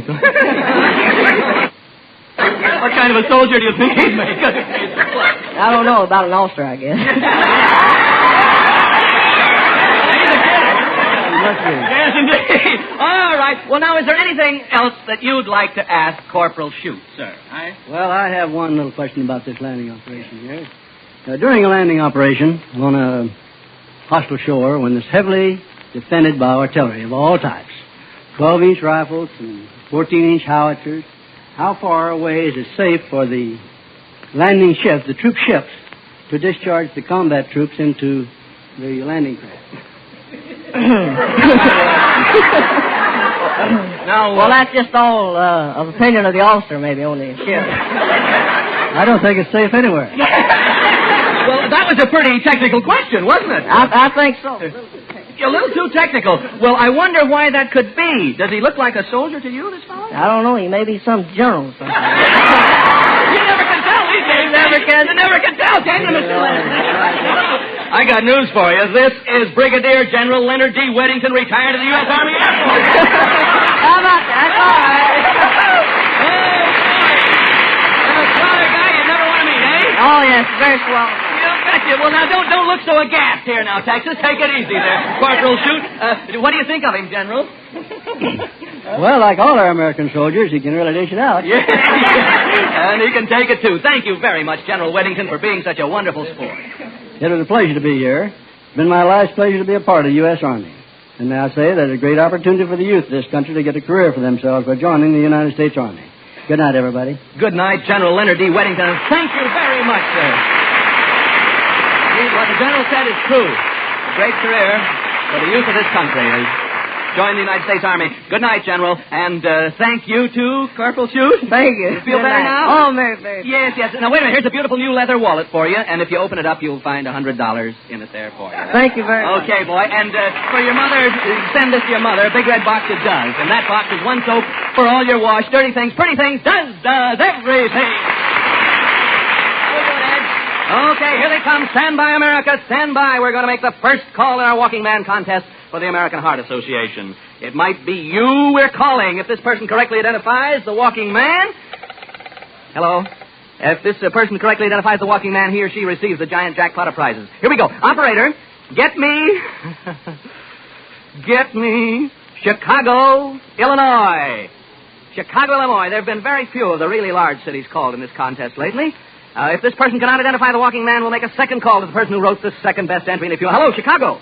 Our NBC operator will give you a number to call in Chicago. Will you ring it, please? Thank you. So far, we have found that the Walking Man is not President Truman, Louis B. Mayer, J. Edgar Hoover, James E. West, Ed Crump, Herbert Marshall, Henry Kaiser, Bing Crosby, Colonel Edward J. Baker, Richard Dix, Walter Houston, Eddie Cantor, Winston Churchill, James Petrillo, Robert E. Hannigan, Joe Louis, Bulldog Drummond, Ned Weaver is Bulldog Drummond, wasn't he? Andy Verapapa, nor Alvin C. York. Colonel Edward J. Baker. Who was that, anyhow? I never did find out. Hello? Yes. Hello. Hello, she says. Is this Mrs. Florence Hubbard of 48 North Waller Avenue, Chicago, Illinois? You're sort of shaky there, Mrs. Hubbard. How are you? You what? You can't hear me very well. I'll talk a little closer now. Can you hear me now? Yes, all right. This is Ralph Edwards of Truth or Consequences. Congratulations on your fine entry statement on why we should all support the American Heart Association. The judges selected your entry as number 1 for this week's call, so you get an opportunity to identify the walking man. Are you ready? Yes. All right. And you're allowed only one answer. Tell us who you think is the walking man. What's that? You say Jack Benny? You say Jack Benny. Mrs. Hubbard, don't faint. Jack Benny is correct, and you win the giant jackpot of prizes. Hang on. Don't go away from your microphone.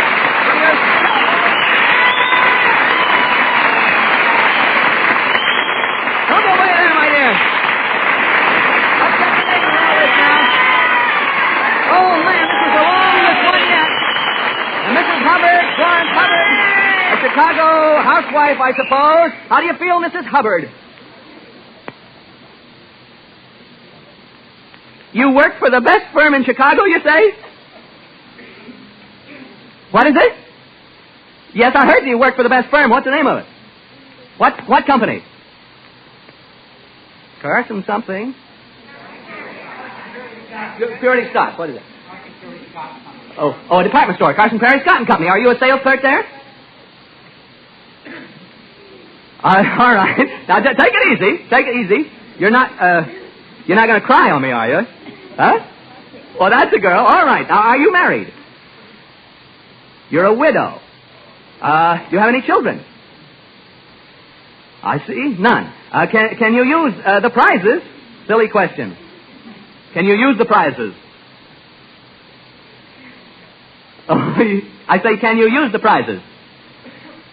Yes, you can. I know. She's so excited this late. Oh, that's good. All right. Now, I'll tell you what. I'm not going to ask too many questions because I want to invite you to Truth or Consequences next week to be our guest here at the show so we can find out all about you.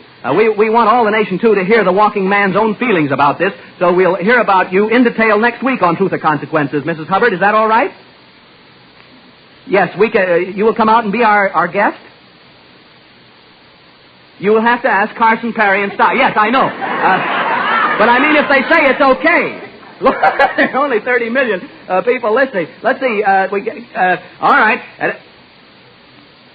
Good. And your address again?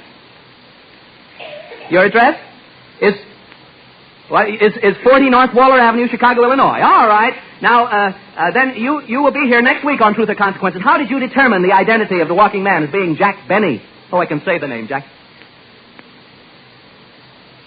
Oh, you can tell me, but it's quite long. In other words, you went through the riddle, you knocked it down, and it'll take you a while to explain it. All right, yes, I realize it will take you time to explain it, so you explain it on the air next week. Will you do that? Now, don't go away, because I'm going to bring in the walking man, Jack Benny, in just 1 second. Now, hang on. First of all, let's have a fanfare from the organ. Now, Duz nominates this week's Dishpan Duzzer. She's Mrs. C.W. Lockhart, 4220 Hereford Street, St. Louis, Missouri. Congratulations, Mrs. Lockhart. You found that Duz does everything in the dishpan, too, from whizzing through the greasiest pans to taking ever-loving care of hands. Those Duz suds really have what it takes, folks. They're real soap suds that stand up till the last dish is done. Ounce for ounce, Duz makes more suds than any strong granulated soap. Changing to Duz can mean softer, smoother hands, too. Join the Dishpan Duzzers now. Duz does everything. That it does, Harlow. And now we're going to call in our walking man. This should be something to hear. We take you to Jack Benny at his walking man hideout. He, this week, is in a secret home in Beverly Hills. He's been in Palm Springs. We had the keepers down there, the Bennetts of Deepwell Ranch. We had to go to a private bedroom there that even they didn't know about at the time through a friend to get Jack Benny in the back bedroom there and all that kind of stuff to broadcast a couple of weeks. He also was waiting at a secret home here in Beverly Hills that we'll tell you about. Not his own, of course. And now he's waiting at that microphone to talk to you. And here he is, the walking man, walking because he won't spend the money for cab fare.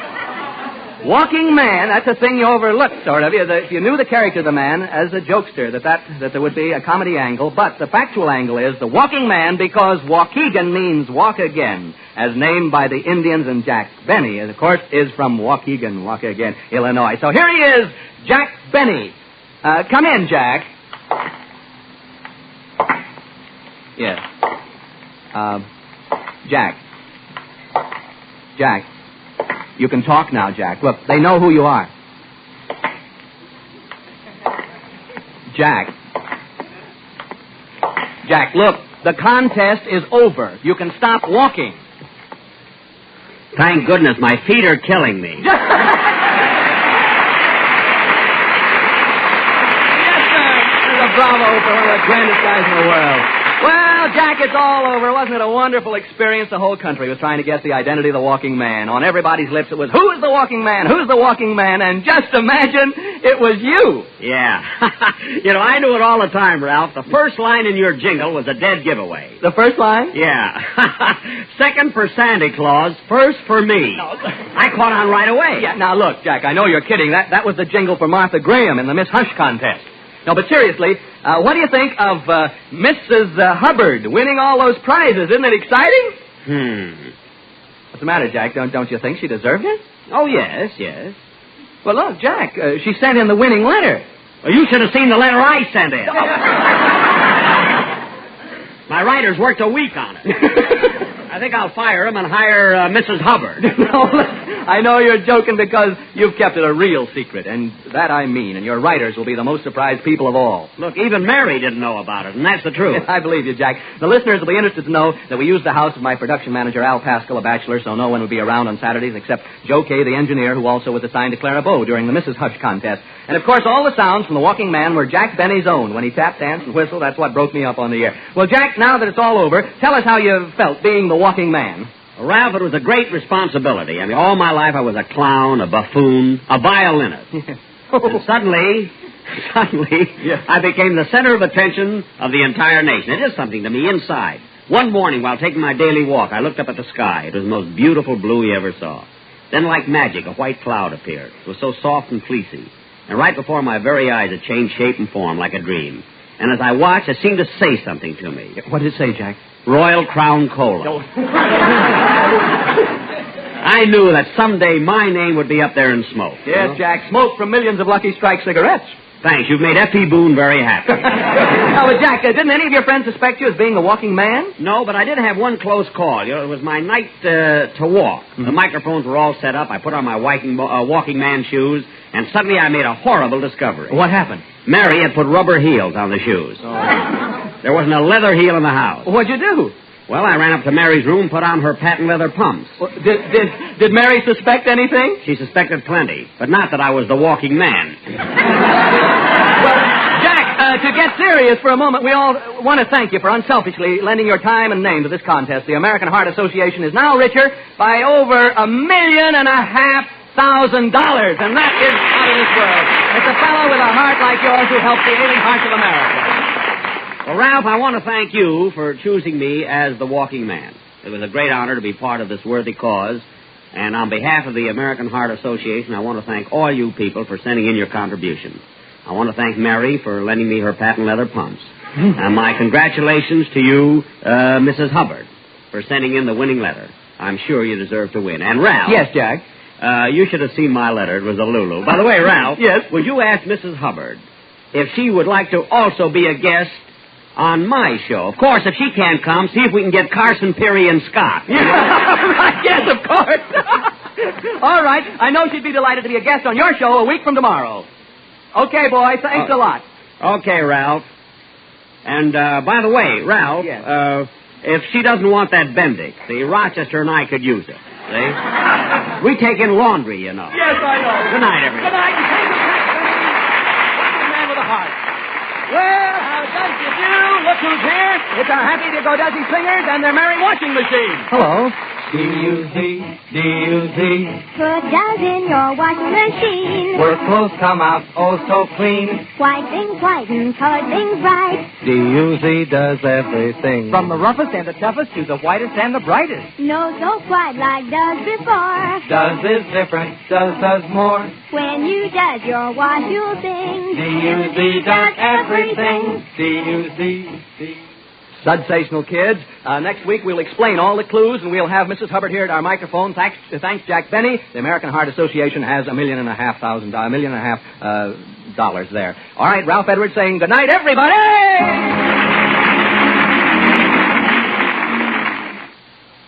Introducing Procter & Gamble's new Dream Shampoo. Ever shampooed your hair with rainwater? Ever seen the softness, the shine it brings out in your hair? Then try this new Dream with soft as rainwater action.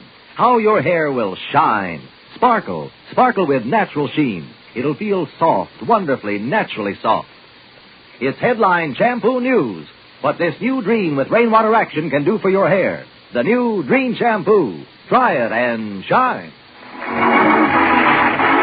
This is Harlow Wilcox speaking for Procter & Gamble, the makers of drugs. Ralph Edwards, through the consequences, came to you from Hollywood. This is NBC, the national broadcasting company.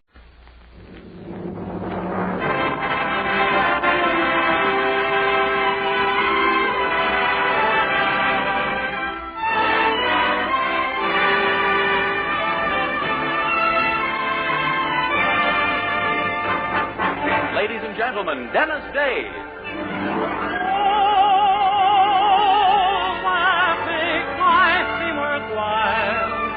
Wells in your eyes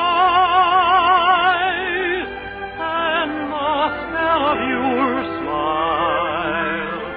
Dennis Day is brought to you by Palmolive Soap and Colgate Dental Cream. Palmolive Soap, your beauty hope, and Colgate Dental Cream to clean your breath while you clean your teeth.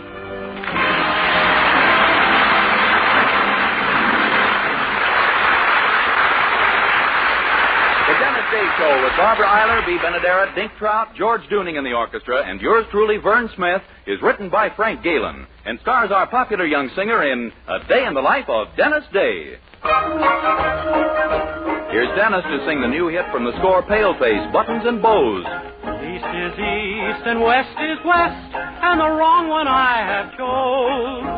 Let's go where you'll keep on wearing those frills and flowers and buttons and bows, rings and things and buttons and bows. Don't bury me in this prairie, take me where the cement grows. Let's move down to some big town where the love's a gal by the cut of her clothes, and you'll stand out in buttons and bows. I love you in buckskin or skirts that you homespun, but I love you longer, stronger, where your friends don't tote a gun. My bones denounce the buckboard bounce and the cactus hurts my toes. Let's vamoose where gals keep using those silks and satins and linen that shows you're all mine in buttons and bows.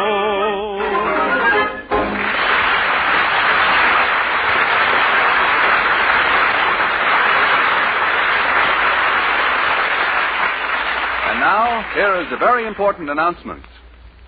Palmolive Soap is giving away prizes worth $67,000, a grand prize of $25,000 in one lump sum, or $100 a month for life. And that's not all. There are over 2,000 prizes in Palmolive's big treasure chest contest. Ford sedans, Westinghouse laundromat, Fromm Silver Fox scarf, Toastmaster toasters, and it's easy to enter. Complete the last line of this jingle. A fresher, brighter-looking skin is something I would like to win. I'll get Palmolive Soap today. Da-da-da-da-da-da-da-da. Write your last line on a plain sheet of paper or use an official entry blank giving complete rules obtainable at your dealers. Include your own and dealer's name and address, and mail with the big word Palmolive from the front of the wrapper of one regular and one bath-size cake of Palmolive Soap to Palmolive, Box 92, New York 8, New York. Now, here's the jingle once more. A fresher, brighter-looking skin is something I would like to win. I'll get Palmolive Soap today. Da-da-da-da-da-da-da. Mail your entry to Palmolive, Box 92, New York 8, New York. Get Palmolive soap for a lovelier complexion. Remember, doctors prove Palmolive's beauty results.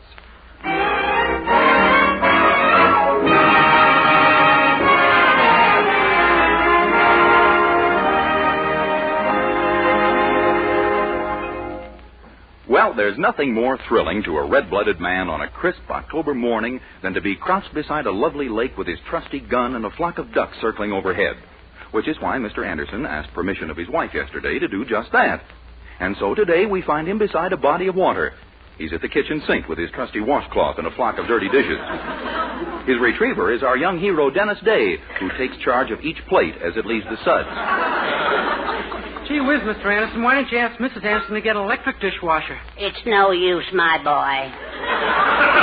She prefers me. I don't have to be plugged in. Yeah, I guess so. Well, we're nearly finished anyway. Oh, where does this platter go? On the shelf in back of the saucers there.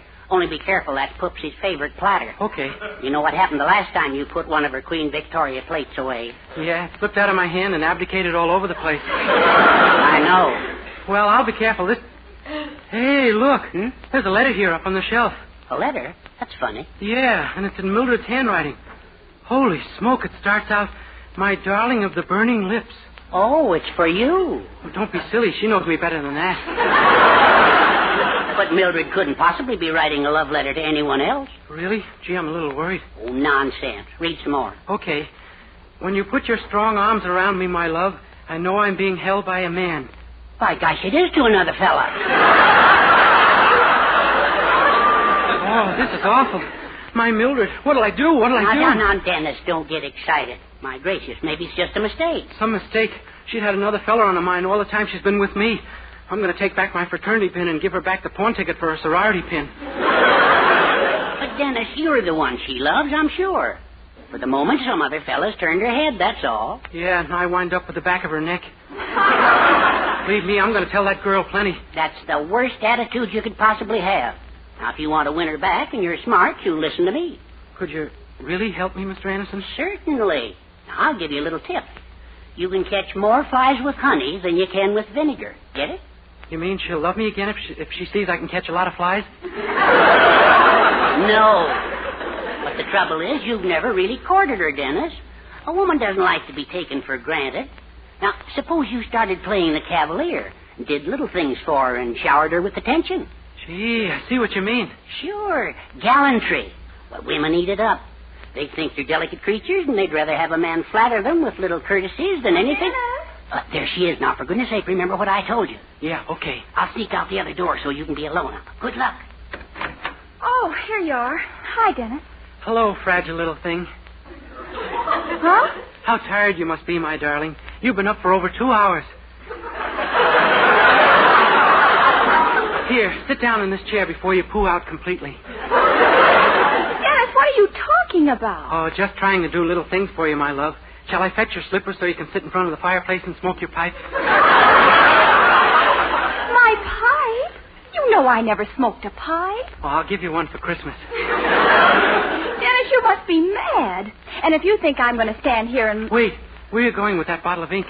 If you must know, I'm working on a letter, and I just came in here to fill my fountain pen. Oh, but I can't let you do that. You might get ink on those lovely, dainty little hands. Here, let me...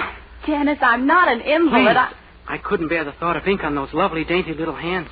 Now, if you'll give me the bottle and pen, I'll Dennis, let go. I'll do it myself. Oh, no. Oh, my. All over your lovely, dainty little face. Oh, I could kill you. I was just trying to be a cavalier, and now you hate me. Oh, I don't hate you. Yes, you do. It's written all over your face. Oh, I certainly don't like ink all over me. Oh, golly, I'm a mess. Well, I'll run get a towel. I'll be right back. Oh, dear. What's all the excitement? Good heavens, what happened to you? Oh, it was just an accident, Mother. Golly, everything's going wrong today. First, I can't find the letter I wrote for the Passion Story Magazine Love Letter Contest, and now this. Well, don't bother me with it. I have enough troubles of my own. Well, now what's wrong? Oh, that woman who just moved in next door. She gives me a pain. standing there in her backyard yelling that our incinerator is filling her yard with black smoke. The nerve of her making up such a fantastic lie. Oh, our new neighbor? What does she look like? I don't know. I couldn't see her through the smoke.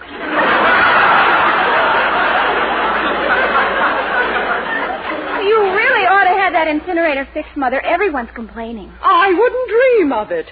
I have only a few pleasures left in this world. Why should I deny myself fighting with the neighbors? All right, Mother.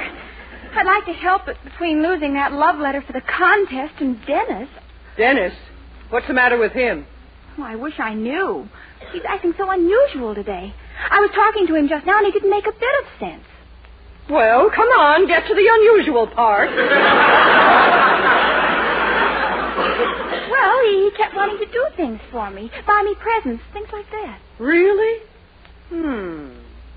When a man acts that way, it always means one thing. There's been another woman.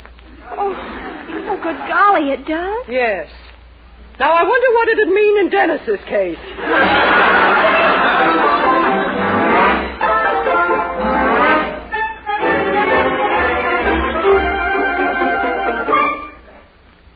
And all that happened was she got covered with ink? Yeah, some cavalier I am.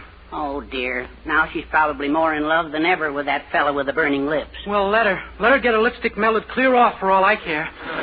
Now, you know you want her back. And maybe if you could make her jealous or something. Gee, you think that might work? Well, it's done wonders in some cases. Let's see now. Is there some other woman that you've been friendly with when you've kissed, maybe? Sure, but I can't see Mildred getting jealous of my mother. No. Say, wait. How about Miss Baker, that old spinster around the corner who's got such a crush on you? Oh, my gosh, I'm scared to go near her. Don't be silly. As far as she's concerned, you're just a passing fancy. Well, she sure makes some fancy passes. She's about your only chance, my boy. Well, do you really think Mildred would come back to me if she saw me with Miss Baker? Definitely. Just let her find you on the couch with her here tonight. I know women like a book. Well, I'll try it, but this is one chapter I wish you'd skipped.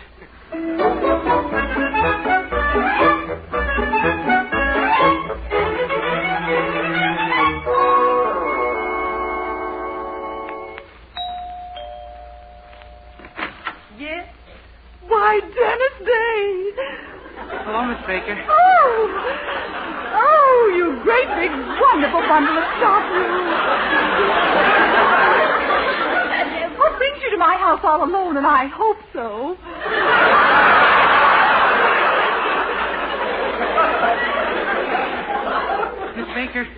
Miss Baker, I love you. You what? I love you. I love you. I tell you, my heart just leaps at the sight of your beautiful face. Oh, you darling. Now say it with your eyes open.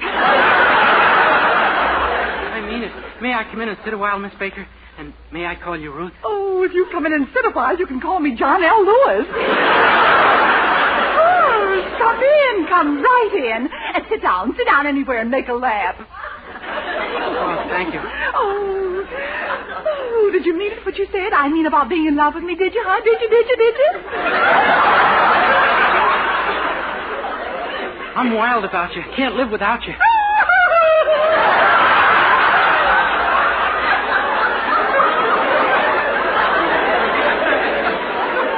Your hair, those lovely waves, that glorious golden color.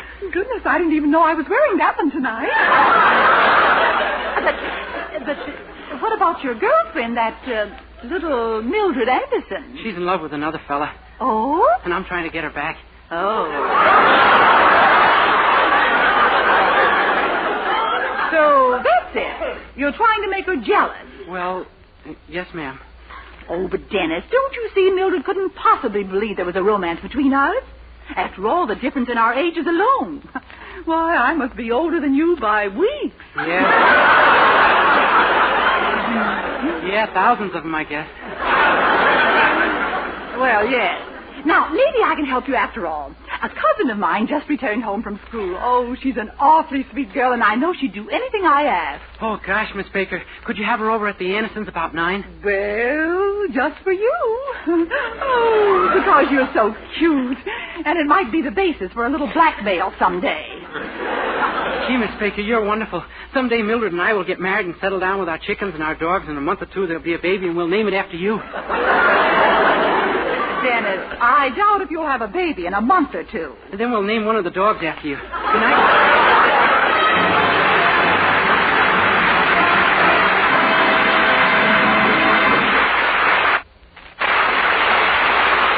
We'll continue our day in the life of Dennis Day in a moment or two. Meanwhile, here's Dennis to sing Confess. Confess,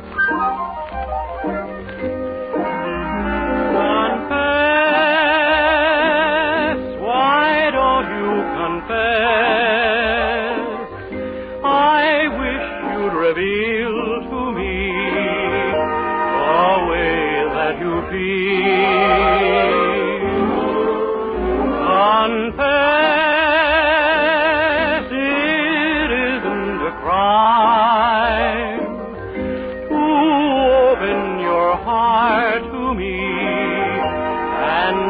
That you're mine. How long can I keep waiting for a tender word from you? The sweetest rose starts fading when the sunshine won't come through. Confess, please don't make me guess. If you really care for me, then, darling, confess. Then, darling, confess.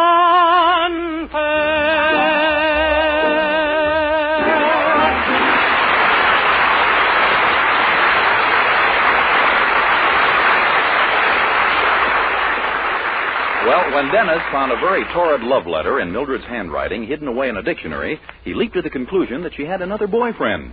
The letter was merely a prize entry in a magazine love letter contest, but Dennis, unaware of that, has launched a campaign to make Mildred jealous by arranging a rendezvous with Miss Baker's cousin, a young lady he's never met. Do you honestly think this will make Mildred come back to me, Mr. Anderson? Oh, we can't miss Dennis. Only remember, when Mildred walks in, you and this girl have to be in a really torrid embrace. Oh, don't worry. I'll go all the way. I'll be holding both her hands. Dennis, maybe we'd better get a few things straightened out. Huh? Have you actually ever necked with a girl? Well, no, but I came awfully close once. I was in a restaurant and the girl at the next table started playing footsie with me.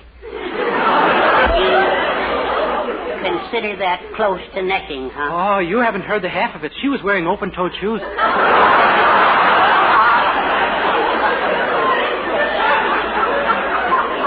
Well, you may have to step up the pace a little bit tonight. Oh, I will. I will, don't worry. Good. Now, I'll go in and see if I can think of some way to get Poopsie out of the house so Mildred will find you alone with this girl. Yeah, swell, Mr. Anderson. Is that you, Herbert? Yes, flame of my desire. You know something? I've been thinking. Thinking? Yeah? Let's be devils tonight, huh, Poopsie? Let's take a walk through Weaver Park like we used to when we were courting. Why, Herbert, that's a wonderful idea. Yes. I thought maybe we could meander down to the south end and see that big oak tree. Remember, the one we cut our initials in? Oh, how could I forget it? Yes. I was just a young girl at the time, wasn't I? Yes. I wonder if our initials are still there. Well, we could take along a stepladder and find out. Oh, this will be fun. Here, while I'm putting on my coat, take this trash out and burn it. Poopsie, do you think we should? You know that new neighbor's been complaining about our incinerator. I said take it out and burn it. But, Poopsie, this type of trash, are you deliberately trying to get even with it? Nonsense. It's just ordinary refuse. Now take it out and make sure the hot water bottle and that old inner tube are on top.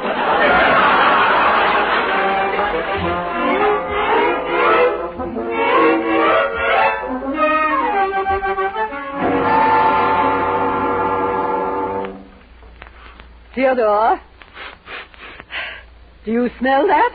Hmm? Can't you smell it? It's that Mrs. Anderson's incinerator again. Oh. Well, I thought maybe your brother opened the door of the room he keeps his pigeons in. Don't be funny. Oh, just look at the smoke pouring into this room. Yeah. Well, first thing tomorrow morning, I'll go over and see... Tomorrow morning, my foot. You go over there this minute and give them a good piece of your mind. Now? Oh, honey, it's after 9. I don't care what time it is. I've stood all I'm going to. If you won't go over there, I will. Right now.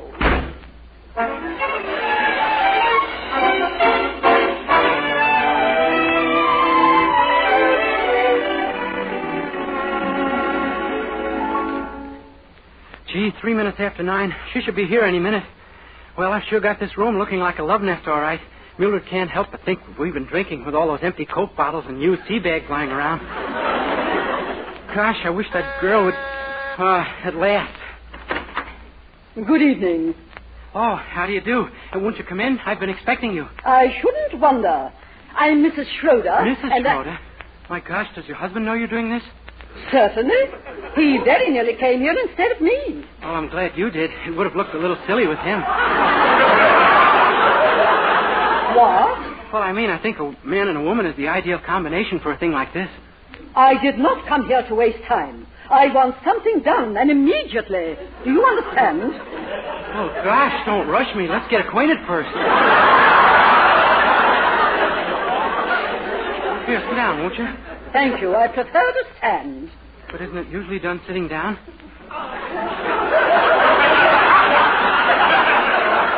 Well, why should it be?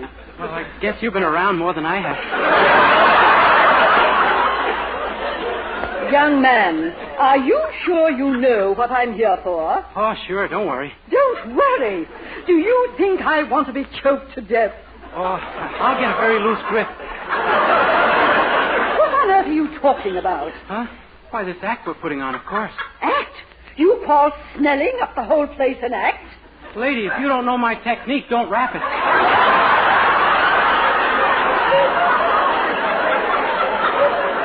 Indeed.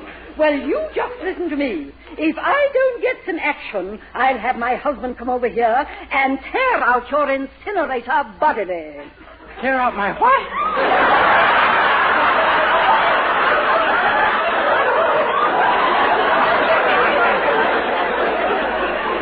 You know very well what. That vile, smoky incinerator in your yard. Incinerator? Wait a minute. Aren't you Miss Baker's cousin? Who? I am Mrs. Schroeder from next door. Oh, my gosh, I thought... Holy smoke, have I made a series of nasty blunders.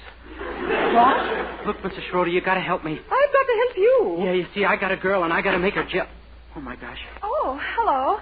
I didn't know we had company, Dennis. I am not company, young lady. I came over here to... Oh, it's no use, Marigold. She's caught us. We might as well face it. She knows all now. Huh?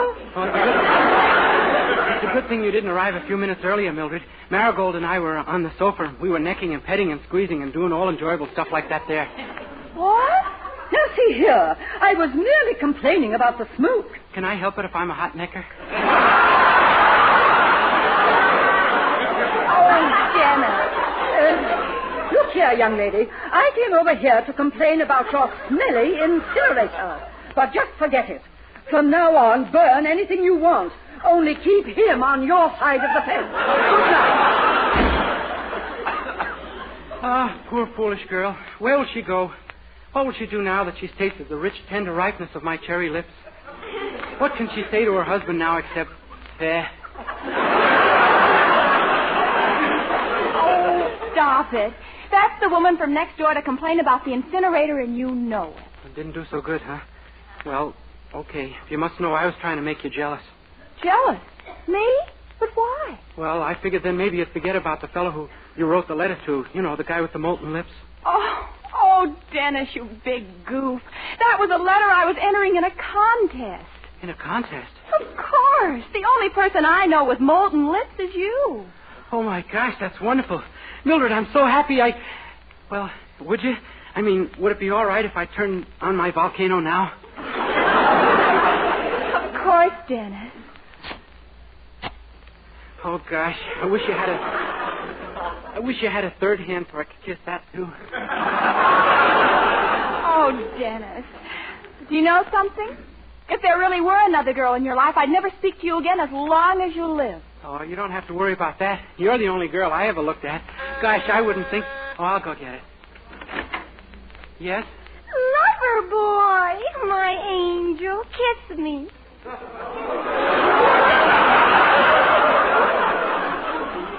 Look, this isn't necessary, girl. Just tell me who you want me to vote for, and I'll...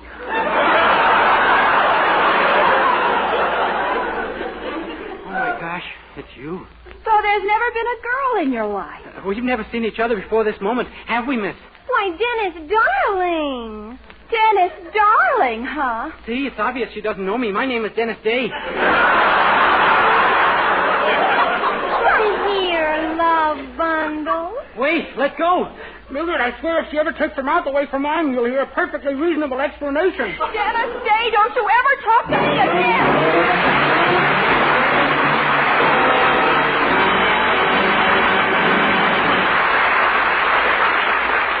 Colgate Dental Cream cleans your breath while it cleans your teeth. No other toothpaste does a better job of cleaning teeth than Colgate Dental Cream. For Colgate Dental Cream has a safe polishing agent that cleans your teeth both gently and thoroughly, brings out their natural sparkle and beauty. You can actually see and feel the difference. And scientific tests prove that Colgate Dental Cream cleans your breath while it cleans your teeth. Yes, actual scientific tests prove conclusively that in 7 out of 10 cases, Colgate instantly stops unpleasing breath that originates in the mouth. Colgate Dental Cream is famous for its wonderful wake-up flavor, too. Nationwide tests of leading toothpastes prove that Colgate's is preferred for flavor over every other brand tested. Yes, preferred over every other brand tested. And no wonder, for Colgate Dental Cream is the result of constant effort to produce the finest toothpaste in the world today. For cleaning teeth, for flavor, for sweetening breath. So see if you don't agree with the millions who have made Colgate Dental Cream America's favorite toothpaste. Try Colgate Dental Cream to bring out the natural sparkle and beauty of your teeth. For a wake-up flavor you'll thoroughly enjoy. And always use Colgate Dental Cream after you eat and before every date to clean your breath while you clean your teeth.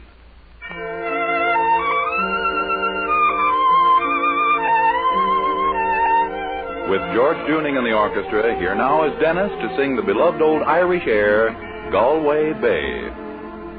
If you ever go across the sea to Ireland, then maybe at the closing of your day, you will sit and watch the moon rise over Flather and see the sun go down on Galway Bay. For the breeze is blowing o'er the seas from Ireland, are perfumed by the heather as they blow, and the women in the uplands digging pretty speak a language that the strangers do not know. For the strangers came and tried to teach us their ways. They scorned us just for being what we are. But they might as well go chasing after moonbeams or light a penny candle from a star. And if there is going to be a life hereafter, and somehow I am sure there's going to be, I will ask my God to let me make my heaven in that dear land across the Irish Sea.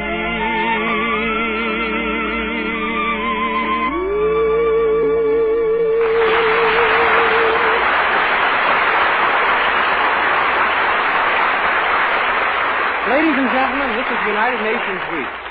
The United Nations today is the greatest influence in the world for peace and understanding among nations.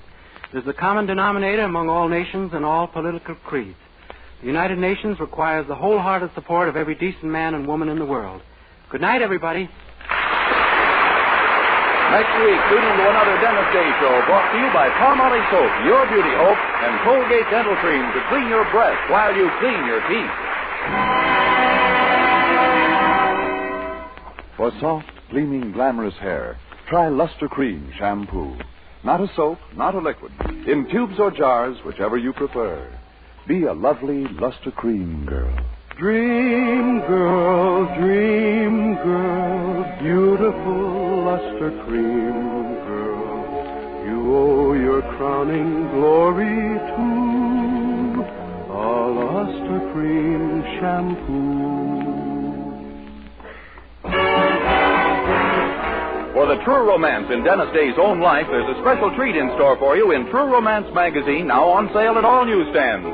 Listen again next week to Colgate's Hour of Fun, Judy Canova, followed by Dennis Day. And for another great comedy program, hear Blondie next Wednesday evening over your favorite NBC station. This is Vern Smith speaking. Good night.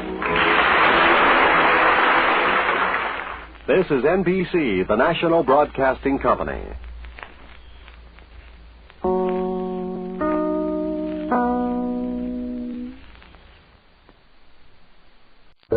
Presents The Halls of Ivy.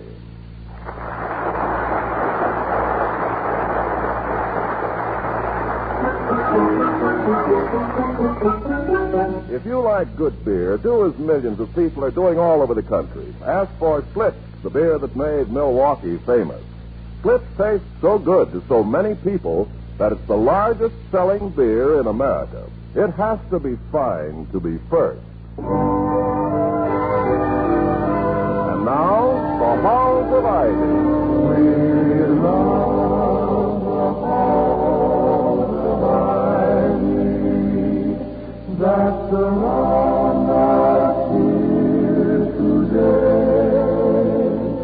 and we will not forget for we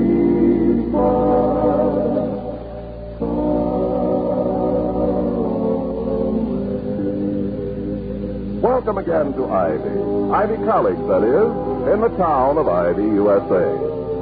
Ivy's president, Dr. William Todhunter Hall, was a guest last night at a civic banquet. He went perforce and came home persuaded. As he tells his wife, Victoria, former reigning beauty of the London stage this morning, frankly, my darling, I enjoyed it. Perhaps I've mellowed with age or been weakened by the final weeks of the school year. Perhaps until now I haven't entered into the spirit of Call Me Bill, and did you hear the one about the conductor and the mink coat? But the fact remains that I had a most pleasant evening. What was the decoration on the fruit cup? The decoration? You mean did they serve the inevitable half a maraschino cherry? Uh-huh. Yes, they did, and I ate mine and liked it. Oh, Toddy, you are mellowing. Yes. I've heard you fly into the most spectacular rages with those half cherries. I know. Ordinarily, half a cherry on a fruit cocktail infuriates me. It seems to say, if I were a whole cherry, old man, you'd not be able to appreciate the delightful repast which follows. However, last night the food was edible. The coffee was hot and good. The speeches were amusing, and except for one minor incident, I hope I'm not interrupting. Interrupting what, for goodness sake? I wasn't saying anything. I know. You're being very polite, darling, but in your beautiful eyes there is that look which says, I wish you'd finish that interminable story because I have a funnier one. No, you never tell interminable stories. For me, they're much too terminable. Now, what was the minor incident? Oh, it was so minor it will keep. Now, what's your funny story? Well, it isn't funny. It's just interesting. Do you remember that painting Mrs. Quintanan showed us the other night?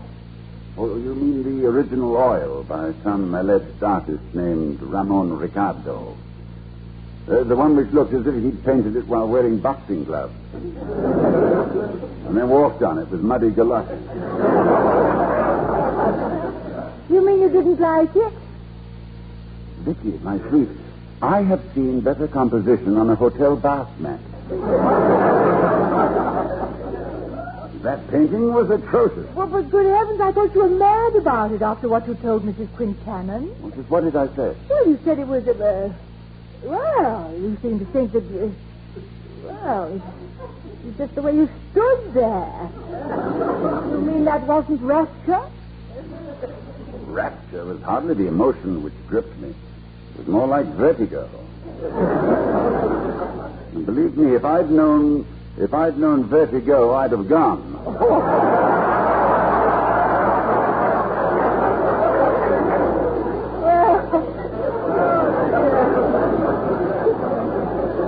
You had me fooled, darling. So suddenly that I bought you another one for the same artist.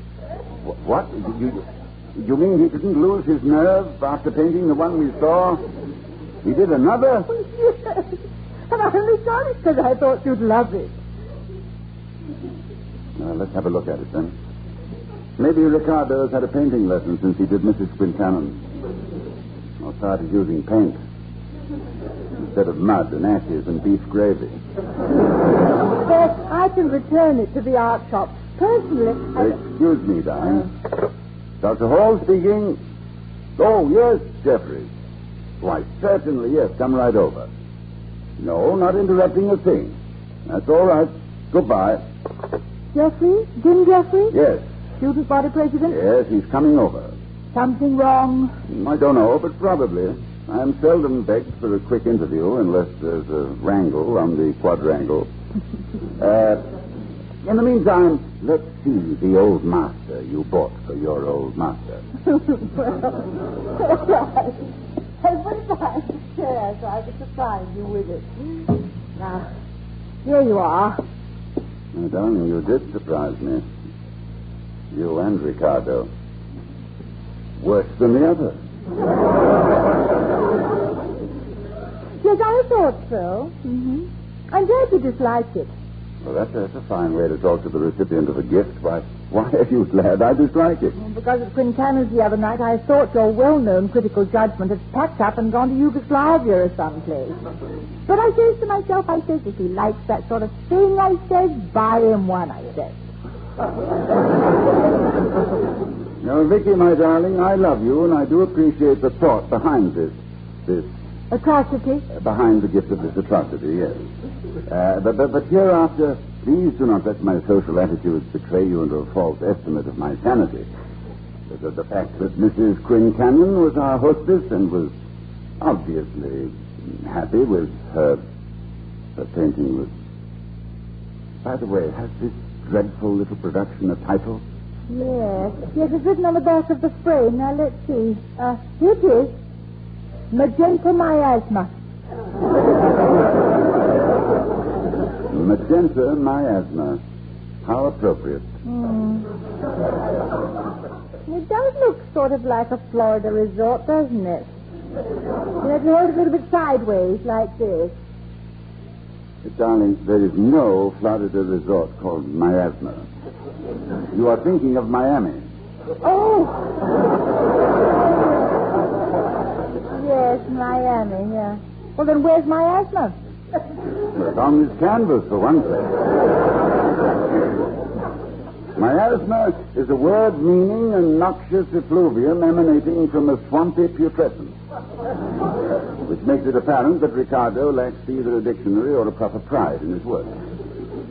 Darling, I thank you for this interesting gift, and how soon can you get it out of the house? I'll take it back today. And now, let's go back to your minor incident. My minor incident? At the banquet last night. Oh, yes. Well, it was just a slight argument with the mayor of Ivy about a proposed addition to the city hall, which is already big enough to serve a town the size of Philadelphia. They call that dipping into the beef keg, don't they? The pork barrel, my pet. Oh. And building an addition to a local city hall is pure, tender, succulent pork. I take it you said so to the mayor. I did. And after the lovely magenta miasma receded from his somewhat porcine face, which is probably an occupational... Yeah, well, that's probably Jim Jeffrey. I'd better hide this canvas. We don't want him to think we have an idiot uncle he pains. Now, we can explain it away as a sample of new wallpaper. Now, come in, Jim. Oh, good morning, Mr. Wellman. I was expecting Jim Jeffries. Come in anyway. Thank you.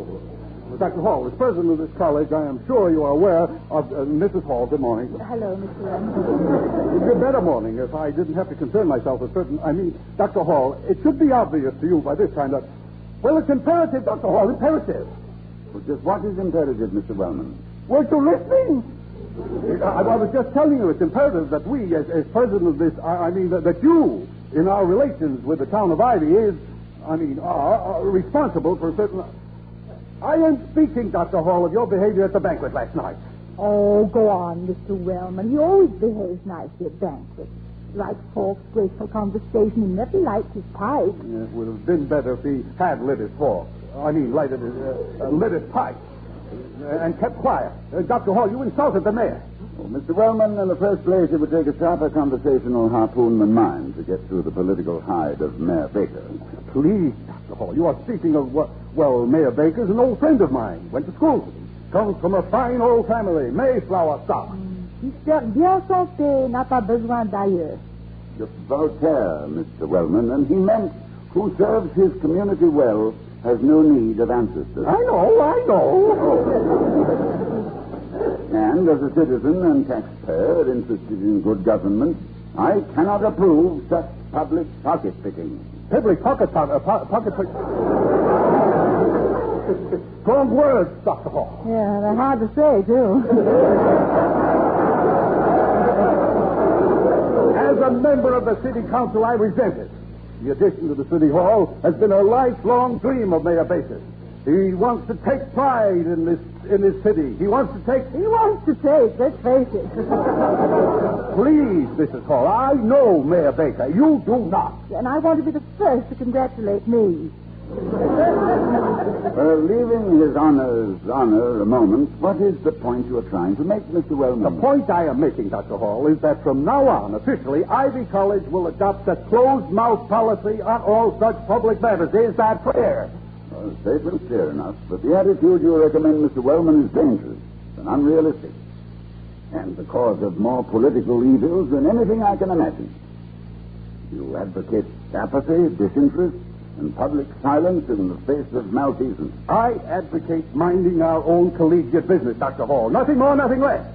I advocate it both as chairman of Ivy's Board of Governors and as a member of the Ivy City Council. And as chairman of the Board of Governors, a word to the wise. Good day. You know, I think Mr. Wellman is one of the most resistible characters I ever knew. Do you suppose he's getting a slice of that graft? No, I don't. No matter how misplaced his loyalties or how distorted his viewpoints, I think the man's absolutely honest. You mean he's honest according to his life, but he drives a lot with his dimmers on. Well, there's something like that, yes. I credit Mr. Wellman with judging Mayor Baker by Wellman and not Baker standards. Use every man after his deserts, and who should escape whipping? Use them after your own honor and dignity. The less they deserve, the more merit is in your bounty. Hamlet. Good for you, darling. How did you know? It was his turn. Whose turn? That was Hamlet. Oh. Whenever anybody asks me what's that from, I always say either Hamlet or the Bible. It was Hamlet's turn.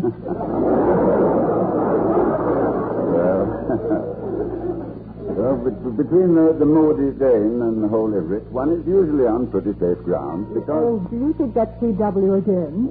No, I doubt it. His exit had an air of finality about it. Well, in that case, I'll be hospitable.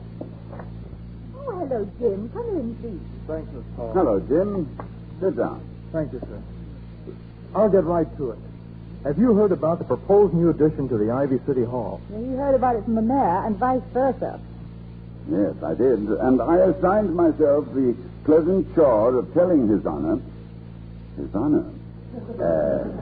of telling him that I considered it an out-and-out patronage job with no civic merit, and that he might have difficulty in finding necessary funds. in an already depleted city treasury. Oh, I'm sure glad you feel that way about it. Well, why, Jim? You're not a taxpayer. Well, not now, but it looks like I might be. It looks like all Ivy students will be taxpayers. Well, you mean local taxpayers? Sure. That's why I'm here, on behalf of the student body. The word hasn't gotten around the campus yet. But when it does, there's going to be a real Donnybrook. Well, what word? What's going on? Tell. You're majoring in political science, aren't you, Jim? Yes, sir. I'm doing a little field work down at the City Hall. That's how I happened to hear about this tax bill. If they build that City Hall addition, Ivy College is going to pay for it. The college? How? Well, the smart boys in the gang dug up an old law, passed in 1885. It's the head tax law and authorizes the levying of a tax on students 16 years old and over. Oh, but that must have been in a time of desperate financial stringency when the college was young. Well, that doesn't matter. It's never been stricken from the statute. It's as good or as bad as the day it was passed. I wonder if Mr. Wellman knows this. Mr. Wellman. Never mind, Jim. I've got to think this over. What can you do, William? At the moment, I don't know. But I have a feeling we'll have to fight fire with fire. And I... What's the matter, Doctor? You smell something? Yes, barbecued pork.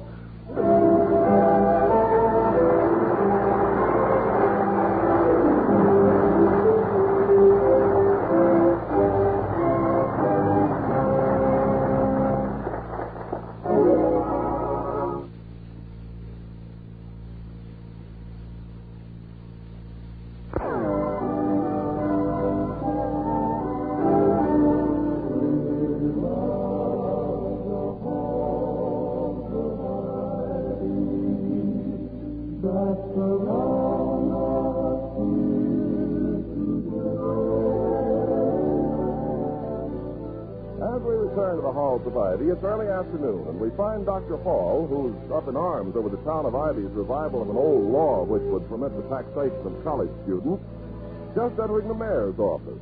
The mayor, the Honorable Francis X. Baker, welcomes him with professional heartiness. Bill, it's great to see you, just great. Come on in and sit down. You don't come in often enough. You know, there's a lot of truth in the old saying, there's no friend like an old friend. Yes, I never thought of it that way. The quotation marks around a cliche are merely the crow's feet of weary repetition.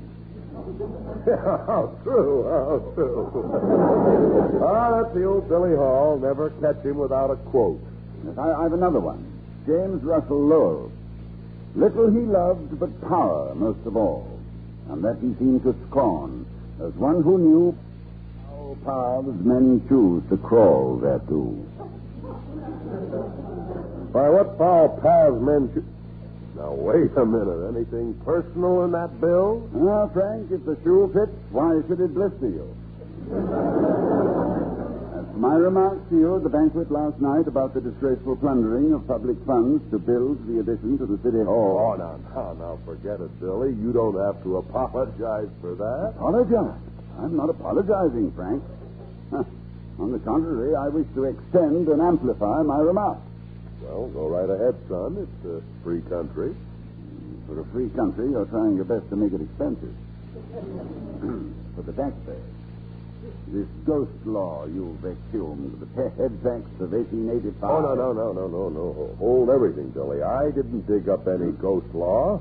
That's a very live statute. Never been off the books. There's also a law still in the books which demands that every horseless carriage be preceded at a distance of 20 feet by a man carrying a red flag or a lantern. Are you planning to enforce that, too? No, but I would if it would help me build a wing on the City Hall. Why is the building of this new wing so imperative? I consider it a flagrant abuse of office. A flagrant abuse of... You have revived an emergency law passed 65 years ago. Passed during a desperate period for a specific purpose. And you are using it, illegally perhaps, but unethically certainly, to implement a raid on public funds to pay for a needless piece of construction. And the students of my college are the prospective victims of this fraud. Well, I've been mayor of this town for a long time. My record is clean. My administration... Oh, I'm not referring to your past record.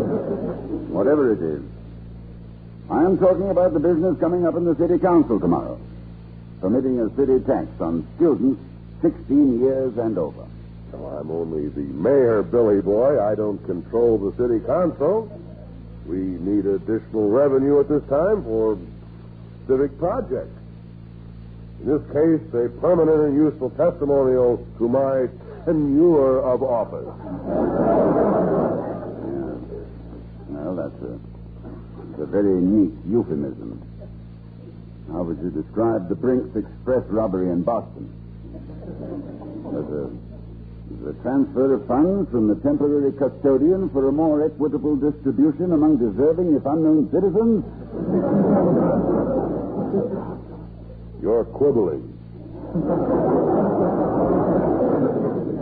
Am I? Now, let's face facts. The city needs money.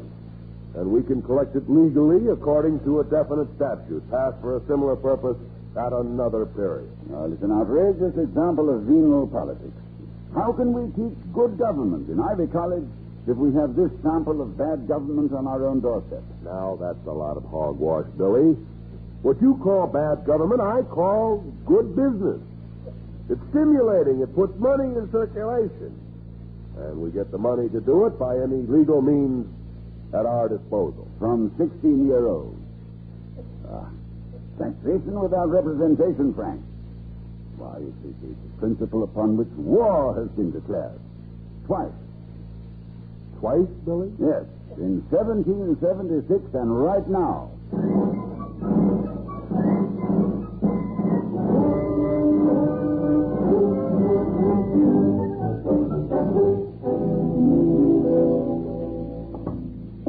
Hello, darling. How did it go? Did his dubious honor weep over his misdeeds and promise to be a good boy? No, I can see he didn't. No, he not only didn't, but he kept calling me Billy Boy.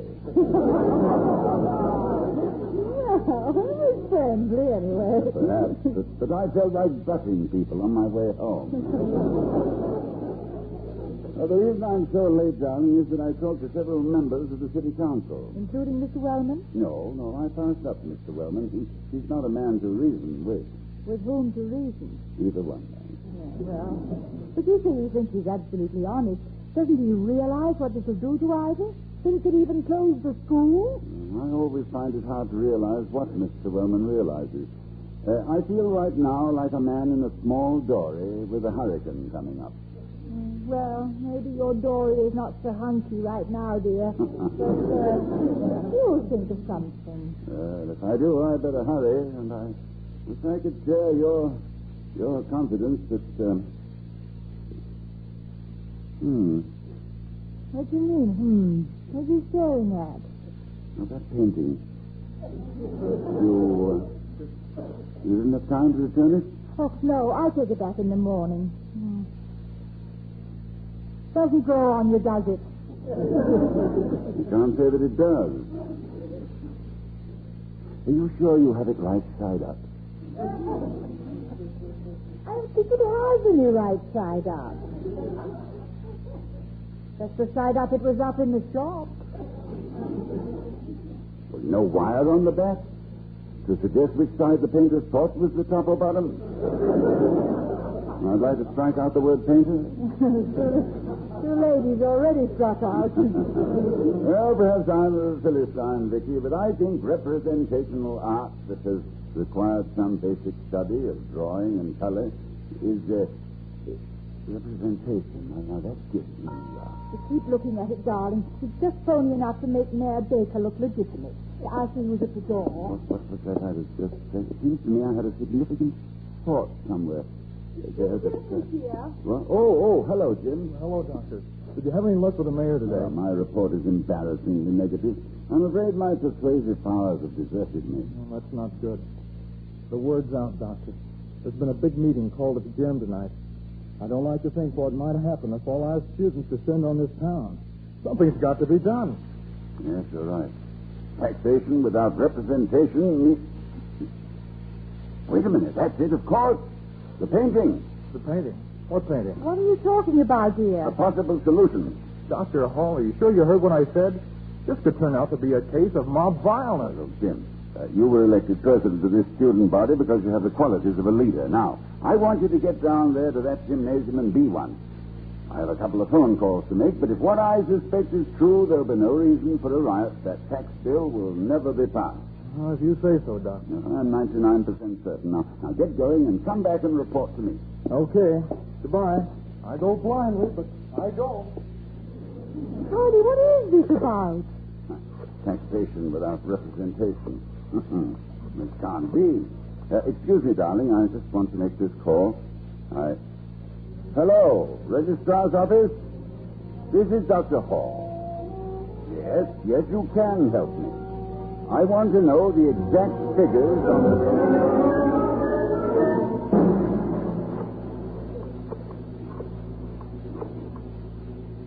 Hello. City Clerk's office, please. Hello? This is Dr. Hall of Ivy College. I'd like some information. Yes, I want to know the exact figures on the...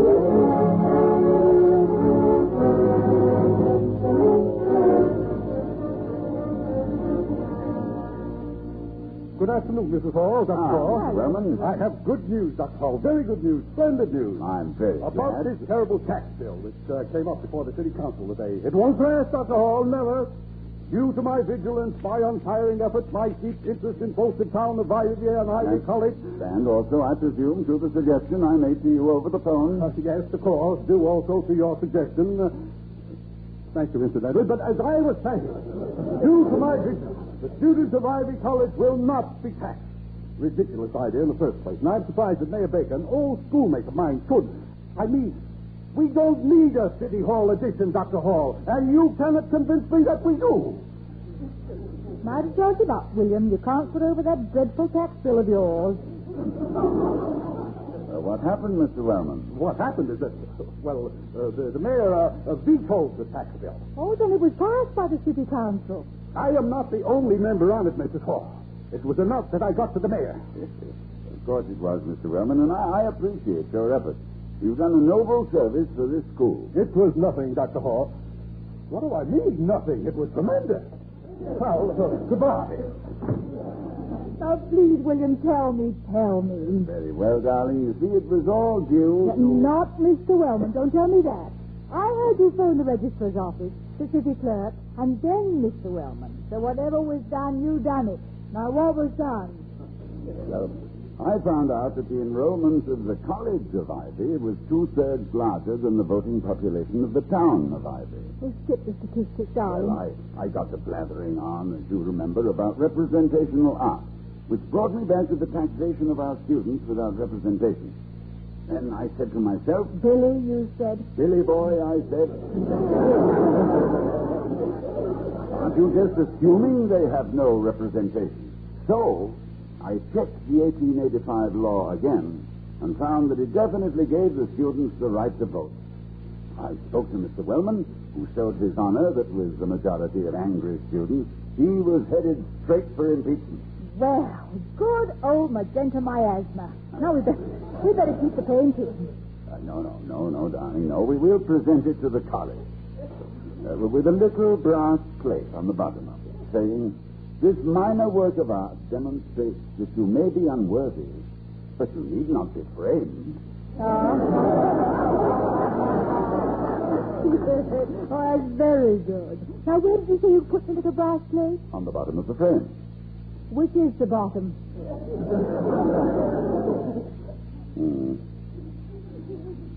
Darling, I'll let you decide. I solved my problem. This one's yours.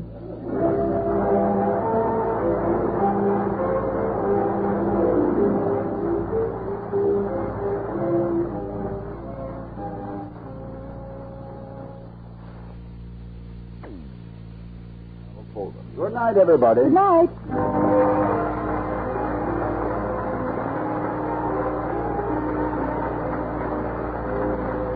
We'll be seeing you next week at this same time at the Halls of Ivy, starring Mr. and Mrs. Ronald Pullman. Mr. Wellman is played by Herbert Butterfield. Others in our cast were Jim Backus and Bill Mims. Tonight's strip is written by Cameron Blake and Don Quinn. Music was composed and conducted by Henry Russell. The Halls of Ivy was created by Don Quinn, directed by Nat Wolf, and presented transcribed by the Joseph Fritz Brewing Company of Milwaukee, Wisconsin. We invite you to enjoy the Pulitzer Prize Playhouse on television on Friday night. Ken Carpenter speaking.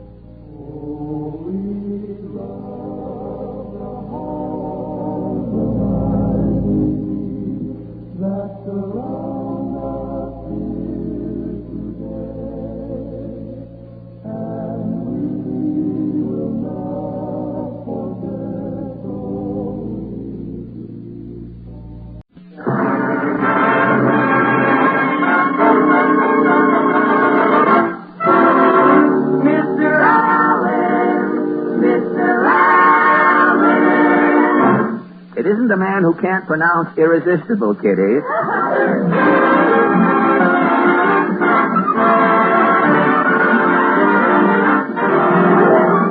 The makers of Bluebonnet Margarine and Tenderleaf Tea present The Fred Allen Show. With Fred's guest, Bert Law. Portland Hopper. Minerva Pius as Mrs. Nussbaum. Alan Reed as Falstaff Openshaw. Parker Fenley as Titus Moody. The DeMarco Sisters. And Al Goodman and his orchestra. And until I start blowing the claghorn, my name is Kenny Delmar.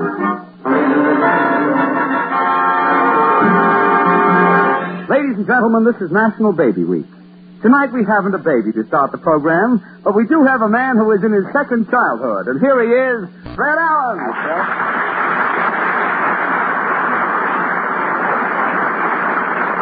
Thank you, and good evening, ladies and gentlemen. Kenny, I heard your opening remarks. A little gobbled, I might add.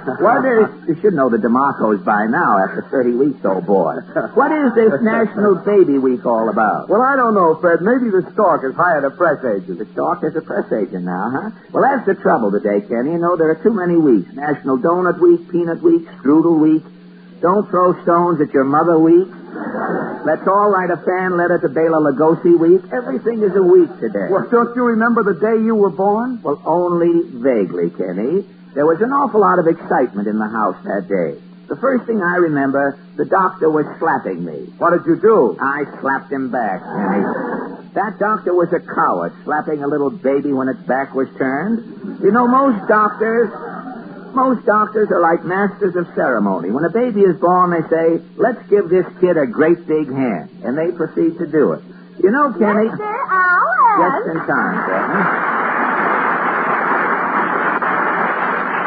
Just in time. A little baby routine was dying here. Just in time.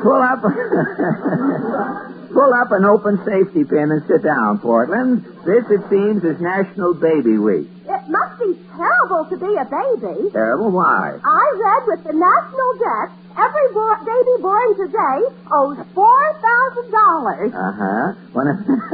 When a baby is born today, you have to send for a doctor and 2 co-signers. Say, I missed Gabriel Graham's swing this week. What's new, Portland? Mama and I saw the plastic show. Yes, I guess the termite is doomed. They're making everything out of plastics now. They have plastic houses. They're transparent. Transparent houses, huh? From the street, anybody can look in your kitchen and see what's cooking. Oh, fine. They have plastic orchestra instruments, too. Well, I hope Mr. Goodman gets his bass player a plastic bull fiddle. Why? So I can look through and see if that guy has any pants on.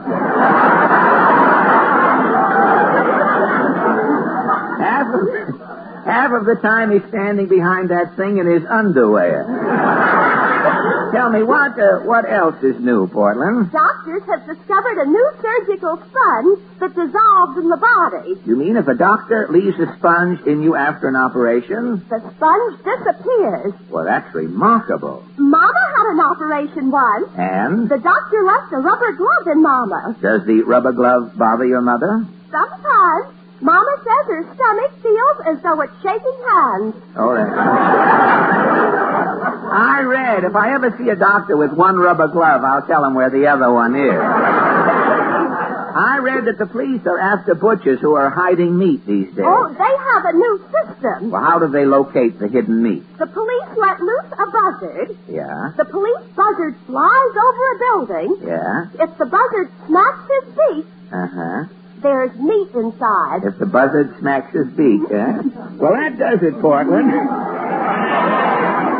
Buzzards and babies are dying. And throw the baby jokes to the buzzard. We'll be rid of the first 2 pages.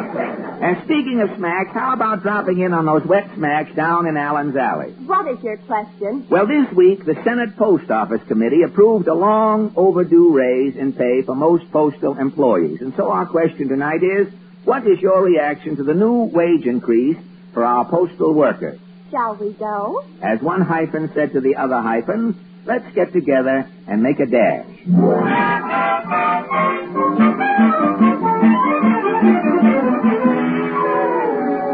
Oh, it sure is swell to get back down to Allen's Alley, Portland. Say, the senator must be leaving town. Look, his carpet bag is packed, and it's on the front porch. I'll knock. Somebody knock. Ah, Senator Claghorn, you look in the pink. I'm feeling peachy, son. Georgia peachy, that is. Leaving town? I'm going to my college class reunion. I'm taking the Dixie Flyer. What college did you attend? My alma mater is CCNY. City College of New York? CCNY of Charleston, Chattanooga, Natchez, and Yazoo. Oh. And I graduated Magnolia cum laude. Yeah. My fraternity was Mildred Delta. In my graduating class, I was voted the Southern boy most likely to succeed. Well, fine. Yeah, I was cheerleader at all our football games. Cheerleader, We eh? played our big game in the Molasses Bowl. The Molasses Bowl? Son, you should have heard me lead that cheer. Yes, sir, black-eyed pea. We're the boys from the Confederacy. Give her zoom, give her fizz. Hit that line, Mason-Dixon, that is.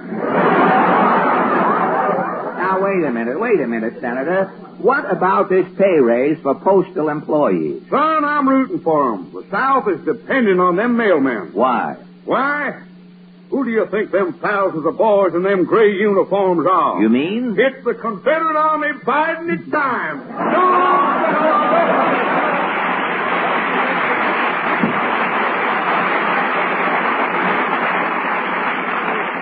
Well, if there's another war, the senator's going to have plenty of carriers, all right. Now, let's sound out Mr. Moody. Howdy, Bob. You look mad tonight, Mr. Moody. I lost my head today. You were angry? No, I was having a glass of beer in the yard. Yeah? A gust of wind come up. Uh-huh. I lost my head.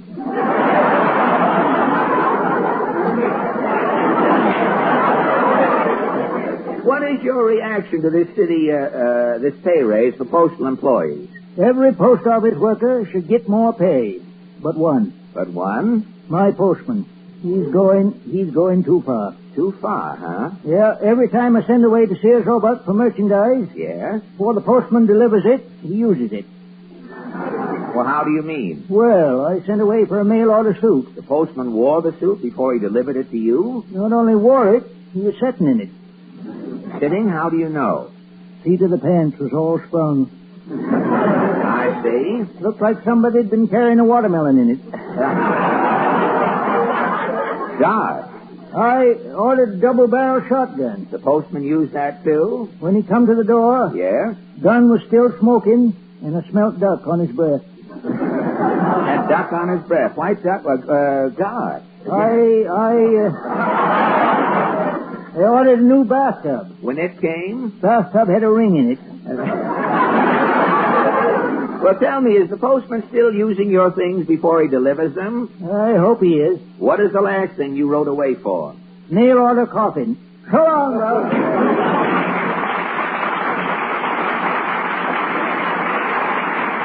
Well, looks as though Mr. Moody has the postman dead to rights. Well, let's try this next door. No. Mrs. Nussbaum. You are expecting maybe Humphrey Pushcart. Tell me, Mrs. Ann, how do you feel about postal employees getting higher salaries? For being Mrs. Townsend Nussbaum, I could thank only the post office. Well, how do you mean? When I'm a young girl, footloose and fancy, I'm incessantly winning through the mail contest. Contest? What sort of contest did you win? Oh, kinds. Limericals, also jingles. Really? You had a winning limerick? What was the limerick? Do you remember? A man once named Pinkus McGee stood standing up straight, 4'3". He read in the news about elevator shoes. Now Pinkus is taller than she. Very good. Awesome good. Tell me, how did your winning jingle go? Part of it is herring is on the beam. It's delicious with sour cream. Part of it is herring with a matzo ball. You can't eat it, bones and all. The pickle, pickle, pickle, pickle, pickle, pickle. Excellent.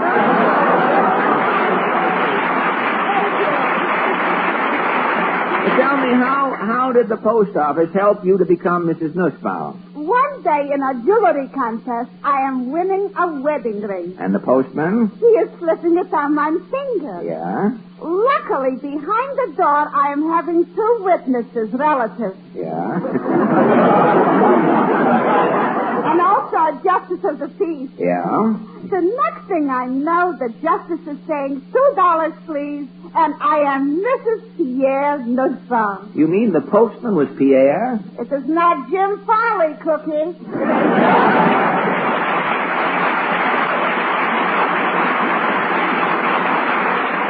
Well, here we are at last at the end of the alley. What can happen at this last shanty?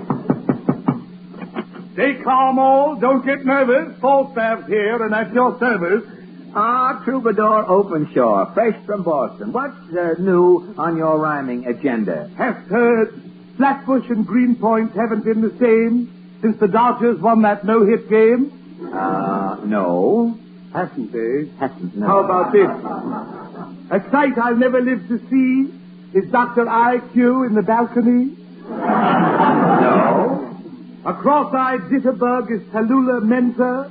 She hit the Sinatra, but Boris Karloff sends her. Now, wait a minute. Look, tonight we are simply discussing the wages of postal employees. My poem is called A Tribute. A tribute? How does it go? I would like to pay a tribute to a man who merits praise.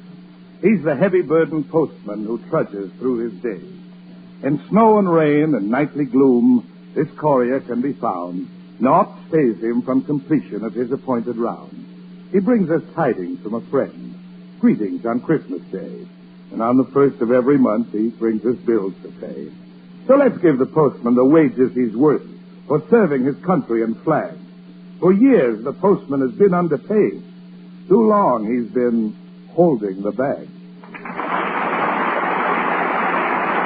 And as Falstaff, the man of letters, departs, we turn from the male to the female problem, the five DeMarco sisters, accompanied by Maestro Al Goodman and his Play Slow, We Can Get Overtime Philharmonic. The DeMarco sing Ashby de la Zoot.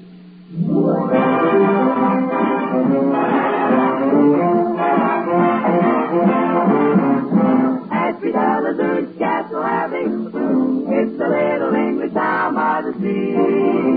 Skies are full of blue and the cows are full of moon. It has to be Zoot by the sea. Ashby de la Zoot, Castle Abbey.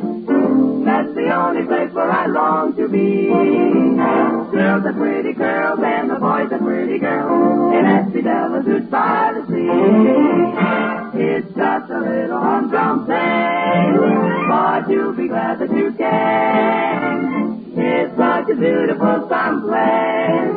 Ain't it a shame that it got such a name as me? Castle Abbey, it's a little English town by the sea.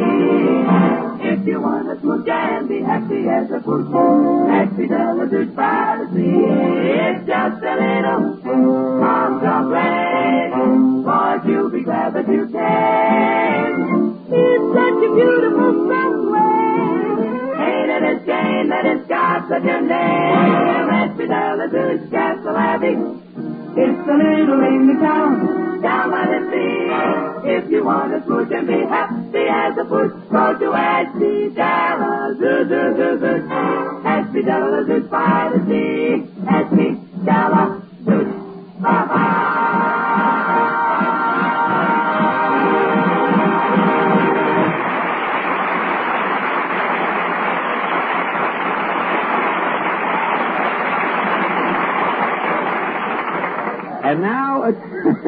Happy de la Zoot. And now a typical talk about a timely topic. When the topic is food, we all want details, so this is of special interest. Be smart when you spend your food dollars, ladies. Get the most for your money. Get Bluebonnet margarine, for it gives you flavor, nutrition, economy, all three. Yes, not just one, not just two, but all three. You get flavor, delicious flavor. Fresh, delicate country sweet. The fussiest eater in your family will tell you, gee, Mom, this tastes swell. Bluebonnet brings you proved nutrition, too. It's rich in food energy, rich in vitamin A. As for economy, you'll find Bluebonnet saves you real money. Why, it costs so little you can spread it on twice as thick. Bluebonnet margarine is a product of the makers of Fleischmann's yeast. That fact alone tells you it's pure, fresh, dependable. Because of huge shortages of table spreads limit your grocery supply, he may be out of Bluebonnet temporarily, but keep asking. He'll have it. Remember the letters F-M-E for flavor, nutrition, economy. Bluebonnet margarine gives all three. Flavor, nutrition, economy.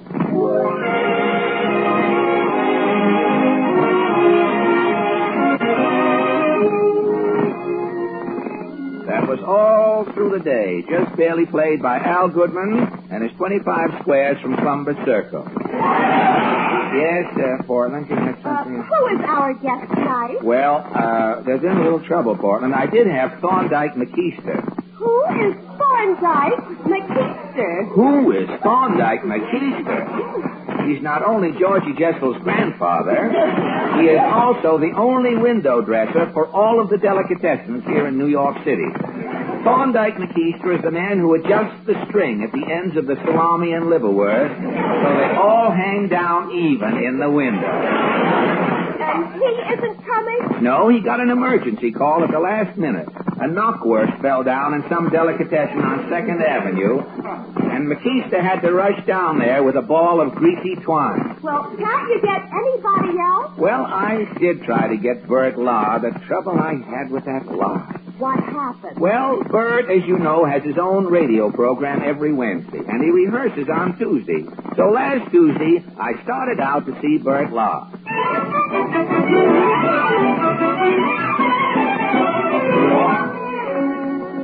As I walked into the studio, a suave, austere, dignified-looking gentleman turned to me and said, "Come on, Baggy, I beat it." Bert Law!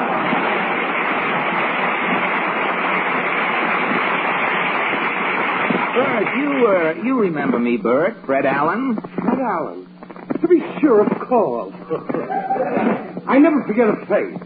With a face like yours, I'll be wasting my time trying. But, Bert, the way you barked at me. Oh, it's nerves, Fred. I'm a bundle to Bellevue. Really? Look the way I'm shaking. I feel like I just stepped out of a mixmaster. What's wrong, Bert? What's wrong? My two writers just gave me my program for tomorrow. Well, can't your writers write? Them illiterate. They told me they was Harvard men. Look at this spelling. The white ink, they spell with small letters. And they make the apostrophe a capital. I've never seen a capital apostrophe before. Them guys call themselves writers. They ain't even got an ulcer between them. Their jokes are bad, eh? Well, look at this guy. I knew that elephant came from upstate New York when I saw a Saratoga trunk. That's pretty bad. I see what you mean. This kind of corners to the masses. My public is the hoi polloi. You have a high-class program, huh? High class? I get more Park Avenue fan mail than Mary, Margaret, and McBride. The whole three of them. The whole three? It's my orchestra leader, Fred. Oh. What is it, Perot? This ballad you're singing, what key do you want it in? What key did I sing in last week? B flat. We never repeat on this show. This week I'll sing it in C sharp. Right, let me have the first line just for tempo. Okay, hit it out, Perot. High on a windy. That sounds great, Mr. Law. I'll write in a kazoo obligato.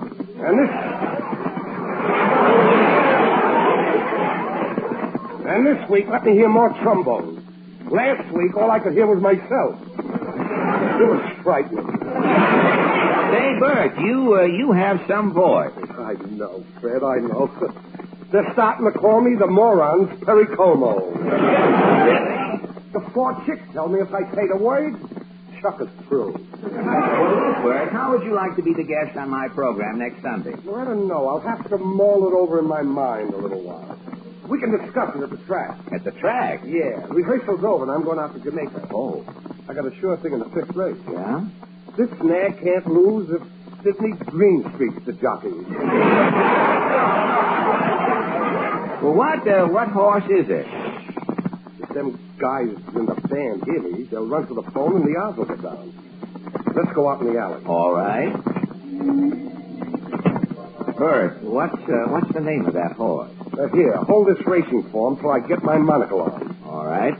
You said the 5th race. Say, this racing form print is small, you know. Well, I think the name of the horse is Hot Nylon. Hot Nylon, huh? All right, buddy, I'll take that racing form. But, officer... You know the new city law. 2 or more persons reading a racing form in public is a penal offense. But, officer, this racing form isn't mine. Listen, Copper, my friend is just holding the racing yes, form. Oh, yeah? Well, you can tell it to the judge. Well, look.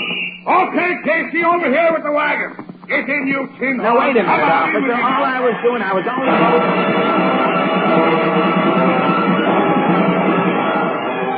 All right, you two, out of the wagon. Mind the step, it's loose. Bert, what am I going to do? Don't blow your top, friend. I'll get you out of this. But I'm worried. Well, what can they do? We were just looking at a racing form. Well, I know that, but in New York, they're sending horse players to jail just for browsing in groups. I better get a lawyer, Bert. What has a lawyer got? A mouth and a briefcase. I got a mouth, ain't I? But Bert. I'll handle this case. I'm dynamite in the courtroom. Pure DDT. Quiet, you tout. Follow me. The car's through this door. The judge is sentencing his prisoners. Oh, look, Bert. The prisoner's a little boy in short pants. Listen. Sidney Fenwick, Jr., the court finds you guilty of playing mumbledy-peg for pennies. 9 months. Take him away. Next case. Senor Pablo Gomez, charged lurking near a pinball machine. 10 years. Bert, he got 10 years just for lurking near a pinball machine. If they caught him tilting, they'd have hung him. Next case. Orson Teppel, charged reading a racing form in the presence of another person. Orson Teppel. Oh. You know the penalty for reading a racing form in New York. The court sentences you to 90 years. Solitary confinement. Take him away. 90 years for reading a racing form. Bert, there are 2 of us.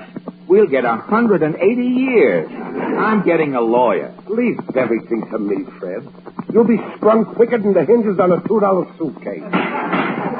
Next case. Fred Allen, charged reading a racing form. Allen, the court sentences you... Hey, wait a minute, Judge. You can't sentence a person until he's been tried. Who says so? The law says so.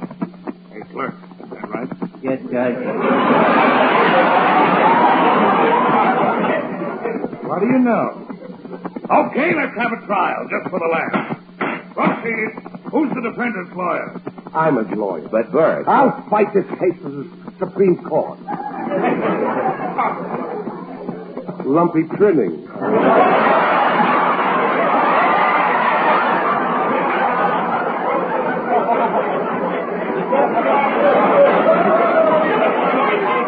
I'll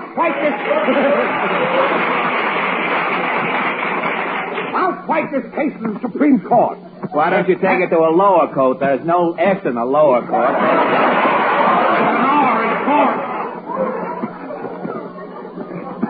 And if I don't... Now I'm reading my thumb.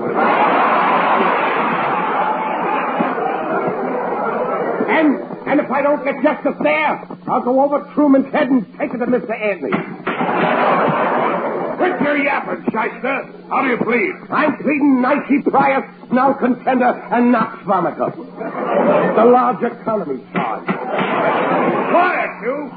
Cases like this that make me wish I'd finished law school. Your Honor! Is the prosecution ready to proceed? Yes, Your Honor, in malicious violation of the anti-gambling ordinance, this defendant, an obnoxious crumb, to wit, Ted Allen. I object. What now? His name ain't Ted. It's Fred Allen. But, Bert, he called me an obnoxious crumb. Why don't you object to that? I wouldn't have a leg to stand on. Proceed, prosecution. This lowlife Allen was apprehended in the act of reading a racing form. The city demands that he pay the full penalty of the law. Fine, imprisonment, and that his crime be dramatized on Mr. District Attorney's radio program. Prosecution rests. Your Honor, what do you think you're going to do? I'm going to deny the allegation and defy the alligator. Then with a fragrant electri, I'm going to make the persecution look silly. Then I'm going to ask for a complete acquittal. Then I'm going over to Lindy's for a chopped liver sandwich.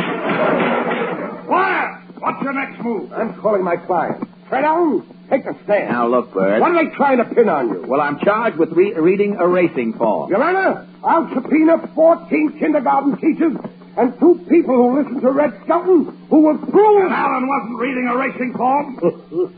That Allen can't even read. I object. What do you object to? I object to you objecting. Nice work, Fred. That's telling them. Quiet, you! The next guy who opens his bazoo in this court is going to get it in the mandamus. Your Honor, that's the prosecutor. I just remembered I forgot to cross-examine the defendant, Allen. Proceed. Your Honor, observe this anthropoid specimen. Note his sloping forehead, the small, darting eyes of the criminal. Bert. Let him go, Fred. I'm just laying back to pounce. Note the low brow, the frustrated look of the felon. Bert. Let him talk. He's walking right into my trap. Mr. Allen? Yes? When the officer arrested you, what were you doing? I was talking to Mr. Law. Yeah, about hot nylon. Hot nylon? I thought so. Millions of women are walking the streets with bare legs. Why, you, Allen, slink up dark alleys selling hot nylon. But hot nylon is a horse. A horse on you, Allen. Did you or did you not have a racing form in your hand? Yes, Mr. Law and I were going to Jamaica for the meet. Aha, the meet.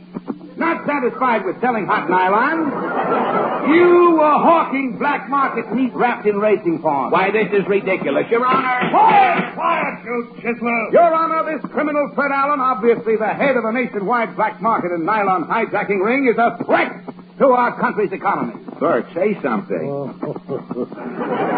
Let him rave. I'm giving him enough rope. If he gets enough rope, he'll hang me with it. How many people has Allen poisoned selling this condemned beef? And is it beef? Or have we finally trapped the gang that has been stealing zebras and giraffes while the circus has been in town? Bert. His old argument is access and Topeka and immaterial. Your Honor, I charge Allen with murder, fomenting a national disaster and attempting to wreck the UN. Bert, say something. Here's where I play my ace in the hole. It's about time. Your Honor. Yes? Allen pleads guilty and throws himself at the mercy of the court. Bert, get me a lawyer. Quiet, you. What's your verdict, Judge? Allen, to the bar. Yes, Your Honor. Allen, you are charged with selling hot nylon, poisonous black market meat, and attempting to sabotage the UN. Case dismissed. Case dismissed. This is New York City. Yes, Your Honor. And in New York City, you are not a criminal unless you are caught reading a racing form. Yes, Your Honor. Get out!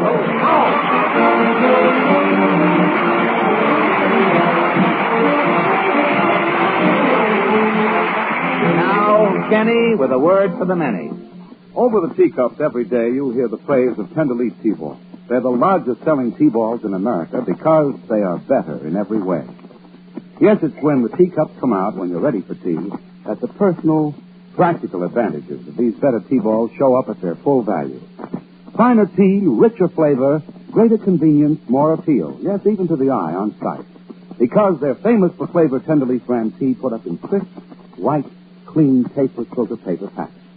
The individual packets are dainty to handle, more gracious to serve. And the tasteless filter paper filters your tea as it's being made. There's nothing but pure enjoyment in your cup. Enjoyment and heartwarming quick comfort.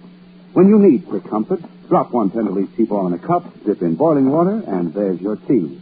Comforting, satisfying, delicious. For every good reason, ask your grocer for Tenderleaf brand T-ball. Thank you, Kenny. I want to thank Bert Law for joining us tonight. Next week, our guest will be Miss Tallulah Bankhead. Thank you, and good night. Thank you.